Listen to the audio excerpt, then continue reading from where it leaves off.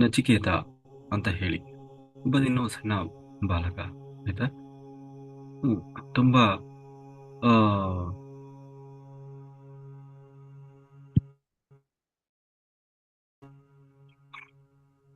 ತುಂಬಾ ಸಾತ್ವಿಕ.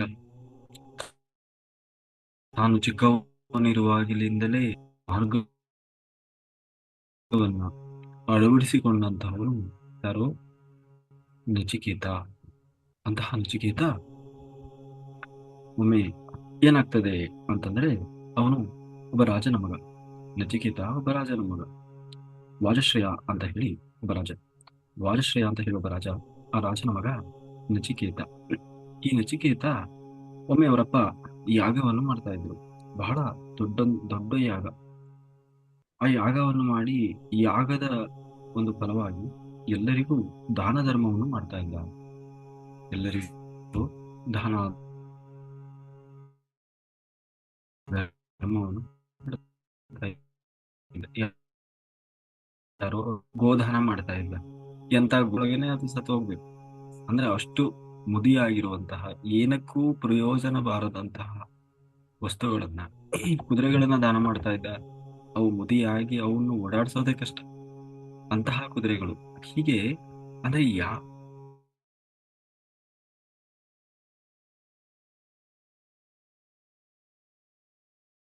ಮಾಡ್ತಾ ಇದ್ದೆ. ಅವರಪ್ಪ ವಾಜಶ್ರೇಯನು ಅಂತ ನೋಡ್ತಾ ಇದ್ದಾನೆ. ಏನಿದು ನಮ್ಮಪ್ಪ ಒಟ್ಟಿನಲ್ಲಿ ಮಾಡ್ತಾ ಇದ್ದಾರಲ್ವಾ, ಇದರಿಂದ ನಿಜವಾಗ್ಲೂ ನಮಗೆ ಶ್ರೇಯಸ್ ಆಗ್ತದ? ಮನುಷ್ಯ ಮಾಡೋದಿದ್ರೆ ಎಲ್ಲ ಮನಸ್ಪೂರ್ವಕವಾಗಿ ಮಾಡ್ಬೇಕು ಅಲ್ವಾ? ಸುಮ್ಮನೆ ಕಾಟಾಚಾರಕ್ಕೆ ಮಾಡಿದ್ರೆ ಏನು, ಅದರಿಂದ ಏನು ಲಾಭ ಸಿಗ್ತದೆ ಅಂತ ಹೇಳಿ, ತಾನು ತಂದೆ ಹತ್ರ ಯಾವತ್ತೂ ಅಷ್ಟು ಎದುರಾಗಿ ಮಾತನಾಡದವನು ಅವತ್ತು ಧೈರ್ಯ ಮಾಡಿ ತಾನು ತನ್ನ ತಂದೆ ಹತ್ರ ಮಾತಾಡ್ತಾ ಇದ್ದಾನೆ. ಸೊ ಅಲ್ಲ, ಇಂತಹ ಯಾಗವನ್ನು ಮಾಡಿದ್ರೂ ಕೂಡ ನಮಗೇನು ಆ ನಮಗೇನು ದೇವರು ಕೊಟ್ಟಿಲ್ಲ ಅಂತಿಲ್ಲ, ಎಲ್ಲ ಕೊಟ್ಟಿದ್ದಾನೆ. ಆದ್ರೆ ಈ ರೀತಿ ಯಾಕೆ ನಮ್ಮ ಮನಸ್ಥಿತಿ ಇದೆ?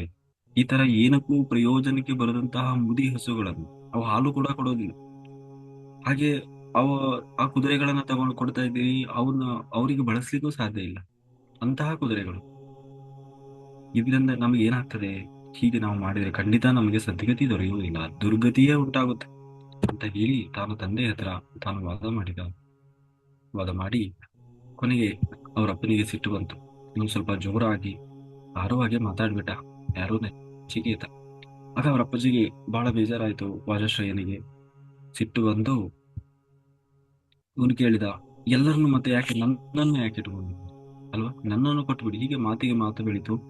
ಜೋರು ಮಾತಾಡಿ, ನೀವು ನನ್ನ ಯಾಕೆ ಇಟ್ಕೊಂಡಿದ್ದೀರಿ, ಯಾರಿಗಾದ್ರೂ ಕೊಟ್ಬಿಡಿ, ದಾನ ಮಾಡಿಬಿಡಿ ನನ್ನ ಅಂತ ಹೇಳಿ ನಚಿಕೇತ ಹೇಳಿದ. ಅವನು ಸಿಟ್ಟು ಬಂದು ಏನ್ ಹೇಳಿದ ಅವರ ಅಪ್ಪ ವಾಜಶ್ರೇಯ ರಾಜ, ಹೌದು ನಿನ್ನ ಯಮನಿಗೆ ಕೊಡ್ತೇನೆ, ಅಂದ್ರೆ ಸಾಯಿಸ್ಬಿಡ್ತೇನೆ, ನೀನು ಕಳಿಸ್ಬಿಡ್ತೇನೆ ಯಮನ ಹತ್ರ ಅಂತ ಹೇಳಿ ಜೋರಾಗಿ ಹೇಳಿದ.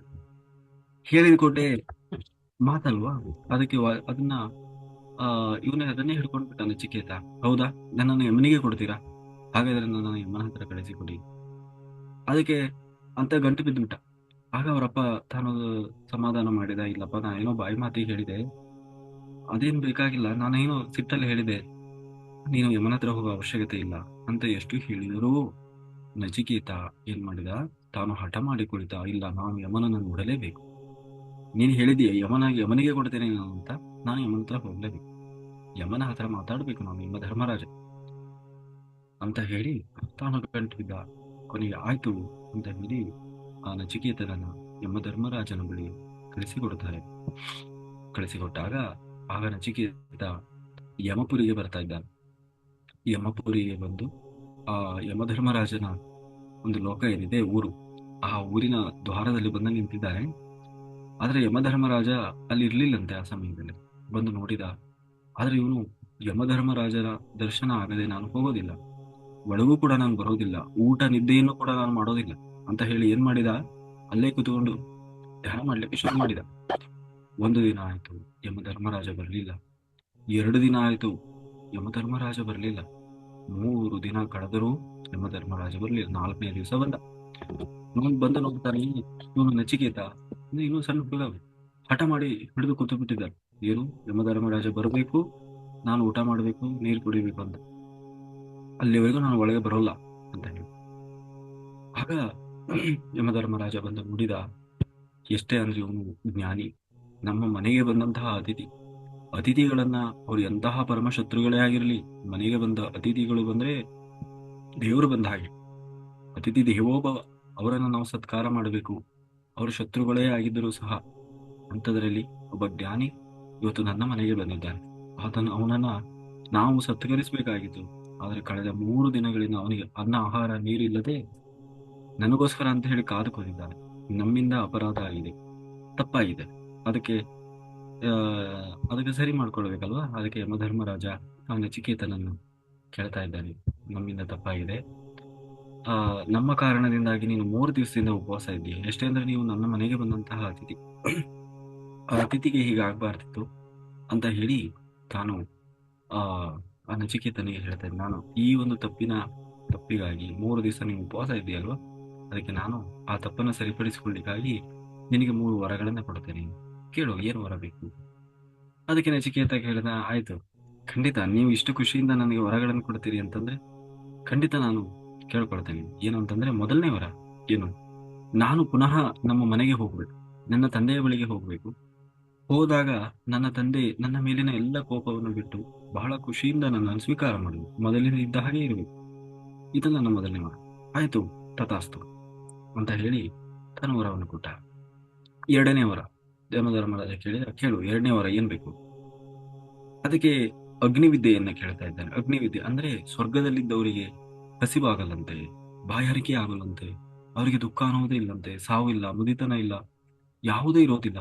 ಜೀವನದಲ್ಲಿ ಯಾವ ಭಯ ಇಲ್ಲದೆ ಸುಖವಾಗಿ ಬದುಕ್ತಾ ಇರ್ತಾರಂತೆ ಸ್ವರ್ಗದಲ್ಲಿ. ಯಾರಿಗೆ ಸ್ವರ್ಗ ಪ್ರಾಪ್ತಿಯಾಗಿದೆ, ಅದು ಹೇಗೆ ಅವರಿಗೆ ಸಾಧ್ಯ ಆಗ್ತದೆ ಅಂತಂದ್ರೆ ಅಲ್ಲಿ ಅಗ್ನಿವಿದ್ಯೆ ಇದೆ ಅಂತ. ಅಗ್ನಿವಿದ್ಯೆ, ಆ ಅಗ್ನಿವಿದ್ಯೆ ನಿನಗೆ ಗೊತ್ತಿದೆ.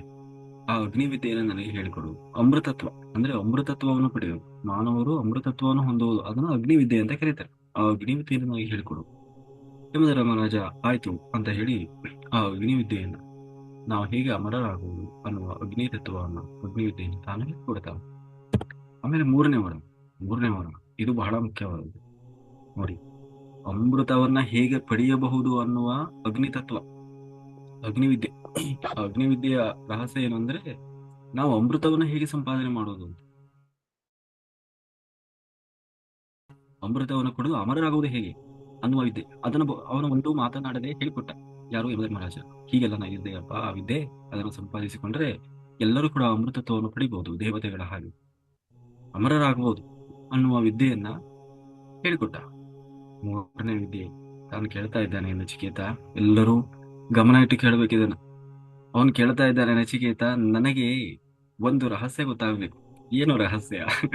ಮನುಷ್ಯನ ಸಾವಿನ ನಂತರ ಏನಾಗ್ತದೆ? ಯಾಕೆಂದ್ರೆ ಎಲ್ಲರೂ ಹೇಳ್ತಾರೆ, ಮನುಷ್ಯ ಇರುವವರೆಗೂ ಎಲ್ಲರಿಗೂ ಗೊತ್ತಿರ್ತದೆ, ಪಾಪ ಇದೆ, ಪುಣ್ಯ ಇದೆ, ಲೋಕ ಇದೆ, ಅದಿದೆ, ಇದಿದೆ ಎಲ್ಲ ಹೇಳ್ತಾರೆ. ಆದ್ರೆ ಆನಂತರ ಕಂಡವ್ರು ಯಾರು ಅಲ್ವಾ? ನೋಡಿದವ್ರು ಯಾರು? ಕಂಡವ್ರು ಯಾರು? ಅದು ಏನಾಗ್ತದೆ ಯಾರಿಗೆ ಗೊತ್ತಿದೆ? ಎಷ್ಟರ ಮಟ್ಟಿಗೆ ಸತ್ಯ ಅದು ಅಲ್ವಾ? ಸೊ ನನಗೂ ಅಲ್ಪ ಸ್ವಲ್ಪ ಗೊತ್ತಿದೆ, ಆದ್ರೆ ಯಾರ್ಯಾರಿಂದಲೋ ಕೇಳಿ ತಿಳ್ಕೊಂಡಿದ್ದಕ್ಕಿಂತಲೂ ನೀನ್ ಯಾರು? ಯಮಧರ್ಮರಾಜ.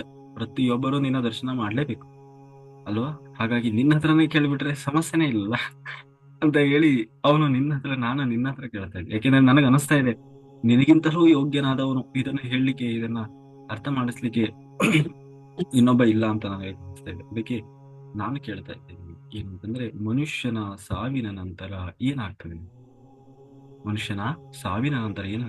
ಆತ್ಮ ಅಂದ್ರೆ ಏನು? ಪ್ರಾಣ ಅಂದ್ರೆ ಏನು? ಮನುಷ್ಯ ಸಾಯೋದು ಅಂದ್ರೆ ಏನು? ಹುಟ್ಟೋದು ಅಂದ್ರೆ ಏನು? ಇಷ್ಟೆಲ್ಲ ನಡೀತಾ ಇದೆಯಲ್ವ, ಇದಕ್ಕೆ ಏನಾದ್ರೂ ಅರ್ಥ ಇದೆಯಾ? ಮನುಷ್ಯ ಹುಟ್ಟತಾನಂತೆ, ಮತ್ತೆ ಬದುಕ್ತಾನಂತೆ, ಮತ್ತೆ ಒಂದು ದಿನ ಸತ್ತು ಹೋಗ್ತಾನಂತೆ, ಮತ್ತೆ ಹುಟ್ಟು ಬರ್ತಾನಂತೆ. ಏನು ಇದರ ಈ ಒಂದು ಸರ್ಕ್ಯುಲೇಷನ್ ಆಗ್ತಾನೆ ಇದೆ. ಅಂದ್ರೆ ಈ ಚಕ್ರ, ಜನನ ಮರಣ ಅನ್ನೋದು ಚಕ್ರ ನಡೀತಾನೆ ಇದೆ. ಇದಕ್ಕೇನಾದ್ರೂ ಅರ್ಥ ಇದೆಯಾ?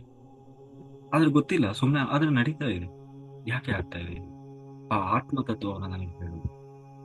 ಆತ್ಮದ ತತ್ವವನ್ನು ನನಗೆ ಹೇಳ್ಕೊಡು. ಆತ್ಮ ಏನಾಗ್ತದೆ? ಸತ್ತೋಗ್ತದೋ, ನಾಶ ಆಗ್ತದೋ, ಅಥವಾ ಇನ್ನೊಂದು ಹೊಸ ಆತ್ಮ ಬರ್ತದೋ, ಏನದಕ್ಕೆ ನನಗೆ ಹೇಳ್ಕೊಡು ಅಂತ ಹೇಳಿದಾಗ, ನಚಿಕೇತ ಕೇಳಿದ ಪ್ರಶ್ನೆಗೆ ಯಮಧರ್ಮರಾಜ ಒಂದ್ಸರಿ ದೊಡ್ಡದು ಕಣ್ಬಿಟ್ಟು ತಾನು ಹೇಳಿದ, ನೋಡಯ್ಯ, ನೀನ್ ಕೇಳ್ತಾ ಇರುವ ಪ್ರಶ್ನೆ ಇದು ಸಾಮಾನ್ಯವಾದ ಪ್ರಶ್ನೆ ಅಲ್ಲ ಇದು. ಅದಕ್ಕೆ ಉತ್ತರವೂ ಕೂಡ ಅಸಾಮಾನ್ಯವಾದ ಉತ್ತರ. ಅದು ನೀನು ಕೇಳಿದ ಪ್ರಶ್ನೆಗೆ ನನಗೆ ಉತ್ತರ ಗೊತ್ತಿಲ್ಲ ಅಂತಲ್ಲ, ಆದ್ರೆ ನಿನಗೆ ಅದರ ಅವಶ್ಯಕತೆ ಇಲ್ಲ. ನಿನಗೆ ಆ ಆತ್ಮತತ್ವವನ್ನ ತಿಳಿದುಕೊಳ್ಳುವ ಅವಶ್ಯಕತೆ ನಿನಗಿಲ್ಲ ಅಂತ ಹೇಳಿ ತಾನು ಹೇಳಿ ಅದನ್ನು ಬಿಟ್ಟು ಬೇರೆ ಏನಾದರೂ ಕೇಳು. ಯಾಕೆ ಯಾಕೆ ಅಂತಂದ್ರೆ ಅದು ಸಾಮಾನ್ಯವಾದ ವಿದ್ಯೆ ಅಲ್ಲ. ಆತ್ಮತತ್ವವನ್ನು ತಿಳ್ಕೊಳ್ಳೋದು, ಆತ್ಮತತ್ವ ಬೋಧನೆ ಮಾಡುವುದು ಕೂಡ ಸಾಮಾನ್ಯವಾದ ವಿಷಯ ಅಲ್ಲ. ಆತ್ಮತತ್ವವನ್ನ ತಿಳ್ಕೊಳ್ಬೇಕು ಅಂತಂದ್ರೂ ಕೂಡ ಅರ್ಹತೆ ಬೇಕು, ಯೋಗ್ಯತೆ ಬೇಕು. ಸಿಕ್ಕವರಿಗೆಲ್ಲ ಹೇಳಿ ಅಂದ ತಕ್ಷಣ ಹೇಳುವಂತಹ ವಿದ್ಯೆ ಅಲ್ಲ. ಯಾಕೆಂದ್ರೆ ಹಿಂದೆ ದೇವತೆಗಳು ಕೂಡ ಅದನ್ನ ಕೇಳಿ ಆಗದೆ, ಅದನ್ನ ಫಾಲೋ ಮಾಡ್ಲಿಕ್ಕಾಗದೆ ಅವರು ಕೂಡ ತಪ್ಪಿದ್ದಾರೆ, ಹಿಡಿದಿದ್ದಾರೆ. ಎಷ್ಟೋ ಜನ ಅದನ್ನ ಕೇಳಲಿಕ್ಕೆ ಅಸಡ್ಡೆ ಮಾಡಿ ಹೋಗಿದ್ದಾರೆ. ಹಾಗೆ ದೇವತೆಗಳಿಗೂ ಕೂಡ ದುರ್ಲಭವಾದಂಥದ್ದು ಈ ಆತ್ಮವಿದ್ಯೆ, ಆತ್ಮಜ್ಞಾನ. ಅಂತದನ್ನ ನೀನು ಕೇಳ್ತಾ ಇದೀಯ ನೋಡಿ. ಮೊದಲು ಅಗ್ನಿವಿದ್ಯೆಯನ್ನೇ ಕೇಳಿದ, ಅಂದ್ರೆ ಅಮೃತತ್ವವನ್ನು ಪಡೆಯುವುದು ಹೇಗೆ, ಅದಕ್ಕೆ ಒಂದು ಚೂರು ಮಾತನಾಡದೆ ಹೇಳಿಕೊಟ್ಟ. ಈಗ ಆತ್ಮವಿದ್ಯೆಯನ್ನು ಕೇಳ್ತಾ ಇದ್ದಾನೆ, ಆದ್ರೆ ಇವನು ಇಲ್ಲ ನಾನು ಅದನ್ನು ಹೇಳೋಲ್ಲ ಅಂತ ಹೇಳ್ತಾ ಇದ್ದಾನೆ ಯಮಧರ್ಮರಾಜ. ಯಾಕೆ ಹೇಳೋಲ್ಲ ಅಂದ್ರೆ ಅಮೃತತ್ವವನ್ನು ಪಡೆಯೋದಕ್ಕಿಂತಲೂ ಶ್ರೇಷ್ಠವಾದದ್ದಿದೆ ಅಂತ ಅಲ್ವಾ? ಹಾ, ಹಾಗೆ ಅದಕ್ಕೋಸ್ಕರ ಹೇಳ್ತಾ ಇದ್ದಾನೆ, ನಾನು ಆ ಆತ್ಮವಿದ್ಯೆಯನ್ನ ನಿನಗೆ ಹೇಳೋದಿಲ್ಲ. ಹಾಗಾಗಿ ಅದನ್ನು ಬಿಟ್ಟು ಬೇರೆ ಏನಾದ್ರು ಕೇಳು. ಏನು ಬೇಕು ನಿನಗೆ, ಏನು ಬೇಕು ಹೇಳು. ಖಂಡಿತ ನೀನು ಭೂಮಿ ಮೇಲೆ ಹೋಗ್ತೀಯಲ್ವಾ, ಇಡೀ ಭೂಮಂಡಲದ ಚಕ್ರವರ್ತಿ ಆಗ್ಬೇಕಾ? ನಾನು ನಿನ್ನ ಚಕ್ರವರ್ತಿ ಮಾಡ್ತೇನೆ. ನಿನಗೆ ಸಂಪತ್ತು ಬೇಕಾ? ನಿನ್ನಷ್ಟು ಶ್ರೀಮಂತ ಈ ಇಡೀ ಭೂಮಂಡಲದಲ್ಲಿ ಯಾರು ಇರಬಾರ್ದು, ಅಷ್ಟು ಶ್ರೀಮಂತನನ್ನಾಗಿ ಮಾಡ್ತೇನೆ. ಹೋಗಿ ನಿನಗೆ ಆಯಸ್ಸು ಬೇಕಾ? ನಿನಗೆ ಇಷ್ಟ ಇದ್ದಷ್ಟು ವರ್ಷ ನೀನು ಭೂಮಿ ಮೇಲೆ ವಾಸ ಮಾಡು, ನಾನು ನಾನು ನಿನಗೆ ಆಶೀರ್ವಾದ ಮಾಡ್ತೇನೆ ಅಲ್ವಾ? ಮತ್ತೇನ್ ಬೇಕು ಕೇಳು. ಹೆಣ್ಣು ಬೇಕಾ? ಭೂಮಿಯ ಮೇಲೆ ಹುಡುಕಿದರೂ ಕೂಡ ಅಂತ ಹೆಣ್ಣು ಸಿಗಬಾರ್ದು, ಅಂತಹ ಹೆಣ್ಣು ಮಕ್ಕಳನ್ನು ನಾನು ಕೊಡ್ತೇನೆ. ಯಾವ ಭೋಗ ಬೇಕು ನಿನಗೆ? ಸಾಮ್ರಾಜ್ಯ ಬೇಕಾ? ಹಣ ಬೇಕಾ? ಆಯಸ್ಸು ಬೇಕಾ? ನಿನಗೆ ಭೋಗಿಸಲಿಕ್ಕೆ ನಿನಗೆ ಏನೇನು ಸುಖ ಭೋಗಗಳು ಬೇಕು ಅಂತ ನೀನು ಬಯಸ್ತಾ ಇದ್ದೀಯೋ ಅದೆಲ್ಲವನ್ನ ನಾನು ಕೊಡ್ತೇನೆ. ಆದ್ರೆ ಆತ್ಮವಿದ್ಯೆಯನ್ನು ಕೇಳಬೇಡ. ಆತ್ಮವಿದ್ಯೆಯನ್ನು ಕೇಳಬೇಡ. ಯಾಕೆಂದ್ರೆ ಅದು ಅಷ್ಟು ದುರ್ಲಭವಾದದ್ದು. ದೇವತೆಗಳಿಗೂ ಕೂಡ ತಬ್ಬಿಬ್ಬಾಗಿದ್ದಾರೆ ಅದನ್ನ ಕೇಳಿ. ಅದನ್ನ ಅನುಸರಿಸಲಿಕ್ಕಾಗದೆ ಎಷ್ಟೋ ಜನ ಒದ್ದಾಡಿ ಹೋಗಿದ್ದಾರೆ. ಇವತ್ತಿಗೂ ಕೂಡ ಅದನ್ನ ಫಾಲೋ ಮಾಡಕ್ಕಾಗದೆ ಎಷ್ಟೋ ಜನ ಈ ಸಂಸಾರ ಚಕ್ರದಲ್ಲಿ ಸುತ್ತಿ ಸುತ್ತಿ ಸುತ್ತಿ ಸುತ್ತಿ ಲಕ್ಷಾಂತರ ಸಾವಿರಾರು ಜನ್ಮಗಳನ್ನು ಎತ್ತಿ ಬರ್ತಾ ಇದ್ದಾರೆ. ಇಂತಹ ಪರಮ ಪಾವನವಾದ ಪವಿತ್ರವಾದ ಆತ್ಮವಿದ್ಯೆಯನ್ನ ನೀನು ಕೇಳ್ತಾ ಇದ್ದೀಯ. ಆದ್ರೆ ನನಗೆ ಅದನ್ನ ಹೇಳಲಿಕ್ಕೆ ನನಗೆ ಇಷ್ಟ ಇಲ್ಲ. ಅದಕ್ಕೆ ನಿನಗೇನು ಬೇಕು ಕೇಳು, ಬೇರೆದು ಏನಾದ್ರು ಬೇಕು ಕೇಳು, ನಾನು ಕೊಟ್ಟು ಕಳಿಸ್ಬಿಡ್ತೇನೆ, ನನಗೇನು ಕಷ್ಟ ಆಗಲ್ಲ ಅದು ಅಂತ ಹೇಳಿದ. ಅದಕ್ಕೆ ನಚಿಕೇತ ಕೇಳ್ತಾ ಇದ್ದಾನೆ, ಓಹೋ, ಅಂದ್ರೆ ನೀನ್ ಇಷ್ಟನ್ನೆಲ್ಲ ಕೊಡ್ತೀಯ ನನಗೆ ಖಂಡಿತ ಗೊತ್ತಿದೆ. ಯಾಕೆಂದ್ರೆ ನೀನು ಯಮಧರ್ಮರಾಜ, ನಿನಗೇನು ಯಾವುದು ಕಷ್ಟ ಅಲ್ಲ ಅಲ್ವಾ? ನೀನು ನನ್ನನ್ನ ಈ ಇಡೀ ಭೂಮಂಡಲದ ಚಕ್ರವರ್ತಿಯನ್ನಾಗಿ ಮಾಡಬಹುದು. ಇಡೀ ಭೂಮಂಡಲ, ಬರೀ ಭಾರತ ದೇಶ ಅಲ್ಲ, ಇಡೀ ಭೂಮಂಡಲಕ್ಕೆ, ಇಡೀ ಭೂಮಿಗೆ ಚಕ್ರವರ್ತಿಯನ್ನಾಗಿ ಮಾಡಬಹುದು. ನನಗೆ ಇಷ್ಟ ಇದ್ದಷ್ಟು ವರ್ಷ ನಾನು ಇಲ್ಲಿ ಬದುಕಬಹುದು ಅಲ್ವಾ? ನನಗೆ ಸಂಪತ್ತು, ಹಣ, ಹೆಣ್ಣು, ಹೊನ್ನು, ಮಣ್ಣು ಎಲ್ಲವನ್ನ ನೀನು ಕೊಡ್ಬೋದು. ಆಯುಷ್ಯ, ಆರೋಗ್ಯ, ಎಲ್ಲಿಯವರೆಗೆ? ಒಂದು ದಿನ ಅದು ಕೊನೆ ಆಗ್ಲೇಬೇಕಲ್ಲ. ಎಷ್ಟು ದಿವಸ ಅಂತ ಭೋಗಿಸ್ಲಿಕ್ಕೆ ಆಗ್ತದೆ? ಎಲ್ಲದಕ್ಕೂ ಒಂದು ಅಂತ್ಯ ಅನ್ನೋದಿದೆ ಅಲ್ವಾ? ಕೊನೆಗೂ ನಾನು ಒಂದೇ ದಿವಸ ನಿನ್ನ ಹತ್ರ ಬರ್ಲೇಬೇಕಲ್ವಾ? ಈಗ ನಾನು ವಾಪಸ್ ಹೋದ್ರು ಎಷ್ಟೋ ವರ್ಷಗಳು ಕಳೆದ ಮೇಲೆ, ಎಷ್ಟೋ ಆದ್ಮೇಲೆ ನನಗೂ ಒಂದ್ಸಾರಿ ಬೇಜಾರಾಗ್ತದೆ. ಅದು ಸಮಯ ಅನ್ನೋದು, ಮನುಷ್ಯನಿಗೆ ಅಂತ್ಯ ಅನ್ನೋದು ಸಹಜವಾದದ್ದೇ. ಆ ಅಂತ್ಯ ಅನ್ನೋದು ಮತ್ತೆ ಒಂದಲ್ಲ ಒಂದು ದಿನ ನನಗೆ ಬಂದೇ ಬರ್ತದೆ. ಅವತ್ತು ಪುನಃ ನಿನ್ನ ಹತ್ರ ನಾನು ಬಂದೇ ಬರ್ತೇನೆ. ಅವಾಗ ಮತ್ತಿನ್ನೇನು ಅಷ್ಟು ಪಡೆದು ಏನು ಪ್ರಯೋಜನ ಆಯ್ತು? ಮತ್ತು ಅದು ಶಾಶ್ವತವಲ್ಲ ಅನ್ನೋದಾದ್ರೆ ಅದನ್ನ ಯಾಕೆ ಬಯಸಬೇಕು ನಾವು? ಅದನ್ನು ಪಡೆದಾದ್ರೂ ಏನ್ ಪಡಿಬೇಕಾಗಿದೆ ಅಲ್ವಾ? ಅದಕ್ಕೆ ಅವನು ಹೇಳಿದ, ನೀನು ಹೇಳಿದೆ ಅಲ್ವಾ, ದುರ್ಲಭವಾದದ್ದು. ನೀನು ಇಷ್ಟೆಲ್ಲಾ ಕೊಡ್ತೀನಿ ಆದ್ರೆ ಅದನ್ನು ಮಾತ್ರ ಕೊಡಲ್ಲ ಅಂತ ಇದ್ದಿ ಅಂತಂದ್ರೆ ಇದು ಎಲ್ಲದಕ್ಕೂ ಮೀರಿದದ್ದು ಅಂತ ಅರ್ಥ ಅಲ್ವಾ? ನೋಡಿ, ಭೂಮಂಡಲದ ಒಡೆಯ ನಾನು ಚಕ್ರವರ್ತಿ ಆಗಬೇಕು, ಅದಕ್ಕೂ ಮೇಲಿದ್ದು. ನಿನಗೆ ಏನು ಸಂಪತ್ತು ಬೇಕಾ? ಇಡೀ ಭೂಮಿಯ ಶ್ರೀಮಂತ ಆಗ್ಬೇಕಾ? ಅದಕ್ಕೂ ಮಿಗಿಲಾದದ್ದು ಇದು. ನಿನಗೆ ಹೆಣ್ಣು ಬೇಕಾ? ಭೂಮಿಯಲ್ಲಿ ಹುಡುಕಿದ್ರೂ ಸಿಗೋಲ್ಲ ಅಷ್ಟು, ಅಂತ ಹೆಣ್ಣು ಮಕ್ಕಳು ನಾನು ಕೊಡ್ತೇನೆ. ಅದಕ್ಕೂ ಮಿಗಿಲಾದದ್ದು. ಹಣ ಬೇಕಾ? ದುಡ್ಡು ಬೇಕಾ? ಸಂಪತ್ತು ಬೇಕಾ? ಆಯುಷ್ಯ ಬೇಕಾ? ಎಷ್ಟು ಸಾವಿರ ವರ್ಷ ಬದುಕಿದರೂ ಅದಕ್ಕೂ ಮಿಗಿಲಾದದ್ದು. ಹಾಗಿದ್ಮೇಲೆ ನನಗೆ ಅದೇ ಬೇಕು, ಇದ್ಯಾವುದು ಬೇಡ. ನನಗೆ ಆ ಆತ್ಮವಿದ್ಯೆಯೇ ಬೇಕು. ನೀ ದೇವತೆಗಳು ಕೇಳಿದ್ರು ಬಿಟ್ರು, ಎಷ್ಟು ಜನ ಅದನ್ನು ಫಾಲೋ ಮಾಡಿದ್ರು ಬಿಟ್ರು, ಆದರೆ ನನಗೆ ಮಾತ್ರ ಆ ಆತ್ಮವಿದ್ಯೆಯೇ ಬೇಕು. ಆತ್ಮವಿದ್ಯೆಯನ್ನ ನನಗೆ ನೀನು ಹೇಳಲೇಬೇಕು. ಅಂತ ಹೇಳಿ ಆ ನಚಿಕೇತ ಏನ್ ಮಾಡ್ತಾನೆ ಏನ್ ಮಾಡ್ತಾನೆ ಹಠ ಹಿಡಿದು ಕೋರ್ತಾನೆ. ಆಗ ಯಮಧರ್ಮರಾಜ ಹೇಳ್ತಾನೆ, ಓಹೋ, ನೀನು ಖಂಡಿತ ಇಷ್ಟು ಹಸಿವಿನಿಂದ ದಾಹದಿಂದ ಆ ಆತ್ಮವಿದ್ಯೆಯನ್ನು ತಿಳ್ಕೊಳ್ಬೇಕು ಅಂತ ಅನ್ನೋ ಆಸಕ್ತಿ ನಿಜವಾಗ್ಲೂ ನಿನ್ನಲ್ಲಿ ಇದೆ ಅಂತ ಆದ್ರೆ ಖಂಡಿತ ನಾನು ಅದನ್ನ ನಿನಗೆ ಹೇಳ್ತೇನೆ. ಯಾಕೆಂದ್ರೆ ಆ ಆತ್ಮವಿದ್ಯೆ ಅನ್ನೋದು ಸಿಕ್ಕವರಿಗೆ ಹೇಳುವಂಥದ್ದಲ್ಲ. ಆತ್ಮವಿದ್ಯೆ ಅನ್ನೋದು ಸಿಕ್ಕವರಿಗೆ ಹೇಳುವಂಥದ್ದಲ್ಲ. ಹೇಳಿದ್ರೆ ಏನಾಗ್ತದೆ, ಇವನಿಗೆ ತಲೆ ಸರಿ ಇಲ್ಲ, ಯಾವಾಗ ನೋಡಿದ್ರು ಆತ್ಮ ಆತ್ಮ ಅಂತ ಇರ್ತಾನೆ ನೀವು ಅಂತ ಹೇಳ್ತಾರೆ. ಸದ್ಗುರುಗಳು ಏನ್ ಮಾಡ್ತಾರೆ, ಬರೀ ಸತ್ಯವನ್ನೇ ಹೇಳ್ತಾರೆ, ಆತ್ಮವಿದ್ಯೆಯನ್ನೇ ಹೇಳ್ತಾ ಇರ್ತಾರೆ. ಅದಕ್ಕೆ ಅವರು ಯಾರಿಗೋ ಬಲವಂತ ಮಾಡ್ಲಿಕ್ಕೆ ಹೋಗೋದಿಲ್ಲ. ಅವರಿಗೆ ನಿಜವಾಗ್ಲೂ ಆತ್ಮಕ್ಕೆ ಅದು ಬೇಕಾಗಿದ್ರೆ ಆ ಸತ್ಯವನ್ನು ತಗೊಳ್ತದೆ. ಇಲ್ಲ ಅದಕ್ಕೆ ಆ ಆತ್ಮ ಇನ್ನೂ ಪರಿಪಕ್ವವಾಗಿಲ್ಲ ಅಂದ್ರೆ ಏನ್ ಮಾಡ್ತದೆ, ಅದರಲ್ಲಿ ವಿಮರ್ಶೆ ಮಾಡ್ಲಿಕ್ಕೆ ಶುರು ಮಾಡ್ತದೆ, ವಿಶ್ಲೇಷಣೆ ಮಾಡ್ಲಿಕ್ಕೆ ಶುರು ಮಾಡ್ತದೆ, ಬೇರೆ ಕಡೆ ದಾರಿಗಳು ಸಿಗ್ತದ ಅಂತ ಹುಡುಕ್ಲಿಕ್ಕೆ ಶುರು ಮಾಡ್ತದೆ. ಯಾಕೆ, ಆ ಆತ್ಮ ಇನ್ನೂ ಪರಿಪಕ್ವವಾಗಿಲ್ಲ. ಅದಕ್ಕೆ ಗುರುಗಳು ಏನ್ ಮಾಡ್ತಾರೆ, ಆಯ್ತು ನಿಂದಿನ್ನೂ ಇನ್ನೂ ಆತ್ಮ ಬೆಂದಿಲ್ಲ, ನೀನಿನ್ನೂ ಬೇಯದಿದೆ ಸಂಸಾರದಲ್ಲಿ, ಹೋಗು ಬೇದುವಾ ಅಂತ ಹೇಳಿ ಏನ್ ಮಾಡ್ತಾರೆ, ಬಲವಂತ ಮಾಡೋದಿಲ್ಲ, ಹೋಗು ಅಂತ ಬಿಟ್ಟು ಬಿಡ್ತಾರೆ. ಅದಕ್ಕೆ ಗುರುಗಳು ಏನ್ ಮಾಡ್ತಾರಂತೆ, ಯಾರು ಆತ್ಮವಿದ್ಯೆಯನ್ನೇ ಕೇಳಿಕೊಂಡು ಬರ್ತಾರೆ ಅವರಿಗೆ ಬಂದು ಕೂಡ್ಲೇನೆ ಆತ್ಮವಿದ್ಯೆಯನ್ನ ಹೇಳುವುದಿಲ್ಲ. ಅವರ ಅರ್ಹತೆಯನ್ನು ಪರೀಕ್ಷೆ ಮಾಡ್ತಾರೆ. ಬೇಕು ಅಂತಲೇ ಕೋಪ ಬರುವ ಹಾಗೆ ನಡ್ಕೊಳ್ತಾರೆ, ಸಿಟ್ಟು ಬರುವ ಹಾಗೆ ಮಾಡ್ತಾರೆ, ಬೈತಾರೆ. ಆದರೂ ಇಲ್ಲ, ಗುರುಗಳು ಬೈದ್ರೂ ಪರವಾಗಿಲ್ಲ, ನಿಂದಿಸಿದ್ರೂ ಪರವಾಗಿಲ್ಲ, ಅವಮಾನ ಮಾಡಿದ್ರೂ ಪರವಾಗಿಲ್ಲ. ಮಿಲೇರಪ್ಪ ಅವ್ರ ಕತೆ ಗೊತ್ತಿದೆಯಲ್ವ, ಎಷ್ಟು ಅವಮಾನ, ಎಷ್ಟು ಹಿಂಸೆ. ಗುರುಗಳು ಪರೀಕ್ಷೆಗಳನ್ನ ಕೊಟ್ಟರು, ಏನ್ ಮಾಡಿದ್ರು ಮಿಲೇರಪ್ಪ ಅವರು, ಯಾವುದನ್ನು ತಲೆಗೆ ತಗೊಂಡಿಲ್ಲ. ಮತ್ತೆ ಮತ್ತೆ ಮತ್ತೆ ಮತ್ತೆ ಆ ಗುರುವಿನ ಪಾದವನ್ನು ಬಿಡ್ಲಿಲ್ಲ. ಎಷ್ಟು ಮತ್ತೆ ಮತ್ತೆ ಪ್ರಯತ್ನ ಮಾಡಿದ್ರು, ಎಷ್ಟು ಹಿಂಸೆ, ಟಾರ್ಚರ್. ಕೊನೆಗೆ ಅವ್ರ ಗುರುವಿನ ಹೆಂಡತಿ ಕೂಡ ಬೈತಾರೆ. ಅವ್ರ ಗುರು ಏನೋ, ಏನ್ರಿ ನಿಮಗೆ ಮನಸ್ಸು ಚೂರು, ನಿಮಗೆ ಕರುಣೆನೇ ಇಲ್ವಾ, ಅಷ್ಟು ಹಿಂಸೆ ಕೊಡ್ತಾ ಇದ್ದೀರಲ್ವಾ ಅವನಿಗೆ. ಅದಕ್ಕೂ ಏನ್ ಕೇಳಿದ ಅವನು, ವಿದ್ಯೆ ಕೊಡಿ ಅಂತ ಕೊಡಿದ, ಆತ್ಮವಿದ್ಯೆಯನ್ನು ಕೊಡಿ, ನನ್ನ ಆತ್ಮದ ಉನ್ನತಿ ಮಾಡಿಕೊಳ್ಬೇಕು, ನಾನು ನನ್ನ ಪಾಪ ಕಳ್ಕೊಳ್ಬೇಕು ಅಂತ ಬಂದು ಕೇಳಿದ. ಅದಕ್ಕೆ ಅವನಿಗೆ ಇಂಥ ಶಿಕ್ಷೆ ಕೊಡೋದ ಅಂತ ಹೇಳಿದ್ರು ಅವ್ರ ಮನಸ್ಸು ಕರಗಲಿಲ್ಲ. ಯಾಕೆ, ಅವನು ನಿಜವಾಗಲೂ ವಿದ್ಯೆಯನ್ನು ಕೇಳ್ತಾ ಇದ್ದಾನೋ, ಅದಕ್ಕೆ ಅರ್ಹನಾಗಿದ್ದಾನೋ, ಅದನ್ನು ಸಹಿಸಿಕೊಳ್ತಾನ ಅನ್ನೋದನ್ನ ಪರೀಕ್ಷೆ ಮಾಡಿದ್ರು. ಹಾಗೆಯೇ ಮೊದಲು ಆ ಆತ್ಮವಿದ್ಯೆಯನ್ನ ಕಲಿಬೇಕು, ತಿಳ್ಕೊಳ್ಬೇಕು ಅಂತ ಬಂದವನಿಗೆ ಏನಿರಬಾರ್ದು, ಒಳಗಡೆ ಅಹಂಕಾರ ಮಮಕಾರಗಳಿರಬಾರ್ದು, ಅಭಿಮಾನ ತ್ಯಾಗ ಮಾಡಬೇಕು, ಅಭಿಮಾನ ಇರಬಾರ್ದು, ಮಾನ ಅಪಮಾನಗಳ ಬಗ್ಗೆ ಚಿಂತೆ ಇರಬಾರ್ದು. ಗುರುಗಳು ಬೈದ್ರು ಅದನ್ನು ಪ್ರಸಾದ ಅಂತ ತಗೊಳ್ಬೇಕು. ಗುರುಗಳು ಪ್ರಸಾದ ಕೊಡ್ತಾ ಇದ್ದಾರೆ ಅಂತ ತಗೊಳ್ಬೇಕು. ಸುಮ್ಮನೆ ಬೈದ್ರು, ನಿಂದಿಸಿದರು, ಅವಮಾನ ಮಾಡಿದರು, ಬೇಕು ಅಂತಲೇ ಅವಮಾನ ಮಾಡ್ತಾರೆ, ಬೇಕು ಅಂತಲೇ ನಿಂದಿಸ್ತಾರೆ. ಯಾಕೆ, ಇವನಲ್ಲಿ ಒಂದು ವೇಳೆ ಅಹಂಕಾರ ಬಂದಿದ್ರೆ ಆ ಅಹಂಕಾರ ಖಂಡನೆಯಾಗ್ಲಿ, ಒಂದು ವೇಳೆ ಮಮಕಾರ, ಯಾಕೆಂದ್ರೆ ಯಾವಾಗ ಏನು ಬರ್ತದೆ ಗೊತ್ತಿಲ್ಲ, ಮಾಯೆ ಯಾವಾಗ ಹೇಗೆ ಆವರಿಸಿಕೊಳ್ತದೆ ಗೊತ್ತಿಲ್ಲ.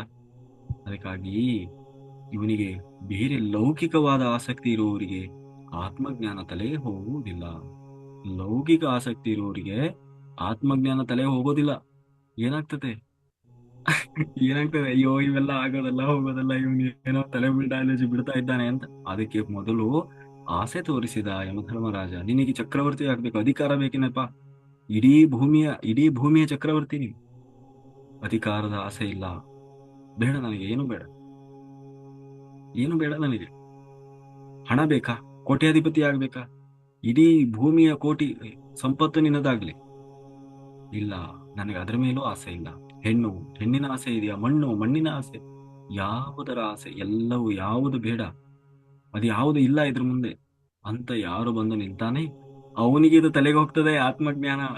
ಇಲ್ಲ ಅಂದ್ರೆ ಇವನೇನೋ ತಲೆಗೆ ಬಿಡ್ತಾವನೆ, ಇವರು ಇದೆಲ್ಲ ತಲೆಗೆ ಹೋಗಲ್ಲ, ಇದು ಹೋಗೋದಲ್ಲ ಅಂತ ಏನ್ ಮಾಡ್ತಾರೆ, ಗುರುವನ್ನೇ ತಿರಸ್ಕಾರ ಮಾಡ್ತಾರೆ.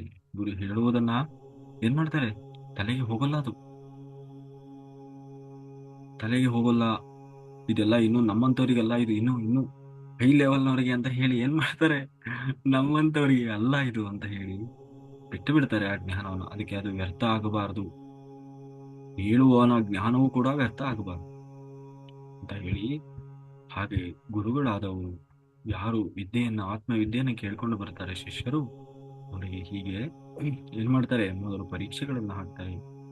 ಅವನಿಗೆ ಹೇಳಲಿಕ್ಕೆ ಶುರು ಮಾಡಿದ ಮೇಲೂ ಕೂಡ ಮಧ್ಯೆ ಮಧ್ಯೆ ಪರೀಕ್ಷೆ ಮಾಡ್ತಾ ಇರ್ತಾರೆ, ಬೈತಾ ಇರ್ತಾರೆ, ನಿಂದನೆ ಮಾಡ್ತಾ ಇರ್ತಾರೆ, ಅವಮಾನ ಮಾಡ್ತಾರೆ. ಆಗ ಎಷ್ಟೋ ಜನ ಬಿಟ್ಟು ಹೋಗ್ತಾರೆ ಈ ಅವಮಾನದ. ಏನ್ ಗುರು ವಿದ್ಯೆ ಹೇಳ್ಕೊಡು ಅಂತ ಬಂದ್ರೆ ಇಂಥ ಕೆಲಸ ಮಾಡೋದ? ಆ, ಏನು 4 ಅಕ್ಷರ ಹೇಳ್ಕೊಡ್ಬಿಟ್ರೆ ಏನ್ ಗಂಟು ಖರ್ಚಾಗ್ತದ, ಅದಕ್ಕೆ ಬೈಯೋದೇನಿದೆ? ಆ, ಅಂತ ಹೇಳಿ ಏನಾದ್ರು ಗಾಂಚಲಿ ಮಾಡಿ ಹೋದ್ರೆ ಇಲ್ಲ, ಯಾರಿಗಿಲ್ಲ, ಗುರುವಿಗೇನಿಲ್ಲ ನಷ್ಟ. ಬೇಕು ಅಂತಲೇ ಬೈದ್ರು ಅಂದ್ರೆ ಇವನು ಅರ್ಹನ ಆಗಿದ್ದಾನೋ ಇಲ್ಲ, ಇವನಲ್ಲಿ ಇನ್ನೂ ಅಭಿಮಾನ ಇದೆಯಾ, ಇವನಲ್ಲಿ ಇನ್ನೂ ಮೋಹ ಇದೆಯಾ ಅನ್ನುವುದನ್ನ ಪರೀಕ್ಷೆ ಮಾಡ್ತಾರೆ. ಅದಕ್ಕಾಗಿ ಅಂತಹ ಸನ್ನಿವೇಶಗಳು ಎದುರಾಗಿ ಬರ್ತವೆ. ಹಾಗೆಯೇ ಅದರಲ್ಲಿ ನಚಿಕೇತ ತಾನು ಯಾವುದನ್ನ ಆಯ್ಕೆ ಮಾಡಿಕೊಂಡ? ಇಲ್ಲ, ನನಗೆ ಆ ಜ್ಞಾನವೇ ಬೇಕು, ಆ ಜ್ಞಾನ ಬೇಕು ನನಗೆ, ಯಾಕೆಂದ್ರೆ ಇಂಥ ಗುರು ನನಗೆ ಮತ್ತೆ ಸಿಗಲಿಕ್ಕೆ ಸಾಧ್ಯ ಇಲ್ಲ. ಹಾಗಾಗಿ ಆಗ ಯಮಧರ್ಮರಾಜ ಹೇಳ್ತಾನೆ, ನೋಡು, ಆತ್ಮವಿದ್ಯೆ ಅಂದ್ರೆ ಬ್ರಹ್ಮವಿದ್ಯೆ. ಯಾರೆಂದ್ರೆ ಅವರಿಗೆ ಬೋಧಿಸುವುದಲ್ಲ ಅದು. ಆ ಆಕಾಂಕ್ಷೆ, ಹಂಬಲ ಯಾರಿಗೆ ತೀವ್ರ ತೀವ್ರ ತೀವ್ರವಾಗಿರ್ತದೆ ಅಂತವರಿಗೆ ಮಾತ್ರ ಬೋಧಿಸಬೇಕಾದದ್ದು. ಅದಕ್ಕೆ ಹಿಂದಿನ ಕಾಲದಲ್ಲಿ ಗುರು ಶಿಷ್ಯರು, ಗುರು ಬೇಕು ಅಂದ್ರೆ ಏನ್ ಮಾಡ್ತಾ ಇದ್ರು ಗೊತ್ತು? ಮನೆಯನ್ನ ಬಿಟ್ಟು ಎಲ್ಲೋ, ಎಲ್ಲಿ ಗುರುಗಳಿದ್ದಾರೆ ಅಲ್ಲಿಗೆ ಹುಡ್ಕೊಂಡು ಹೋಗ್ತಾ ಇದ್ರು. ಆ ಗುರುವಿನ ಹತ್ರ ಹೋಗಿ ಮನೆ ಬಿಟ್ಟು ಎಲ್ಲಾ ಬಿಟ್ಟು ಗುರುವಿನ ಬಳಿ ಹೋಗಿ ಆ ಗುರುಗಳು ಹೇಳುವ ಎಲ್ಲ ಕೆಲಸಗಳನ್ನು ಮಾಡ್ತಾ, ಅವ್ರು ಚಾಕರಿ ಮಾಡ್ತಾ, ಅವ್ರ ಸೇವೆ ಮಾಡ್ತಾ, ಅವ್ರು ಕೊಡುವ ವಿದ್ಯೆಯನ್ನು ಕಲಿತಾ ಜ್ಞಾನ ಸಂಪಾದನೆ ಮಾಡ್ತಾ ಇದ್ರು.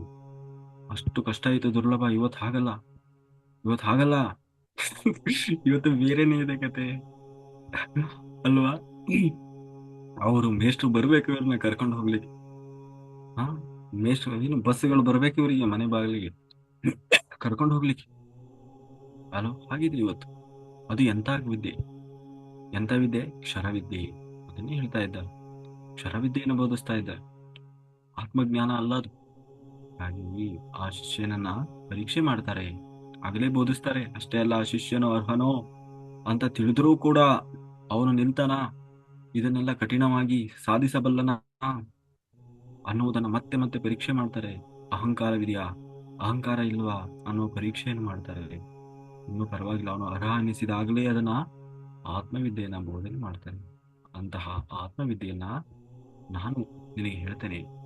ಯಾಕೆಂದ್ರೆ ಸದ್ಗುರುಗಳ ವರ್ತನೆ ಸಾಮಾನ್ಯರಾದವರಿಗೆ ಅರ್ಥ ಆಗುವುದಿಲ್ಲ. ಯಾಕೆಂದ್ರೆ ಶಿಷ್ಯನ ತಲೆಯಲ್ಲಿ ಏನಿದೆ, ಅವನು ಹೀಗೆ ಏನ್ ಮಾಡ್ತಾ ಇದ್ದಾನೆ ಅನ್ನುವ ಸಂಪೂರ್ಣ ಅರಿವು ಗುರುವಾದವನಿಗೆ ಗೊತ್ತಿರ್ತದೆ.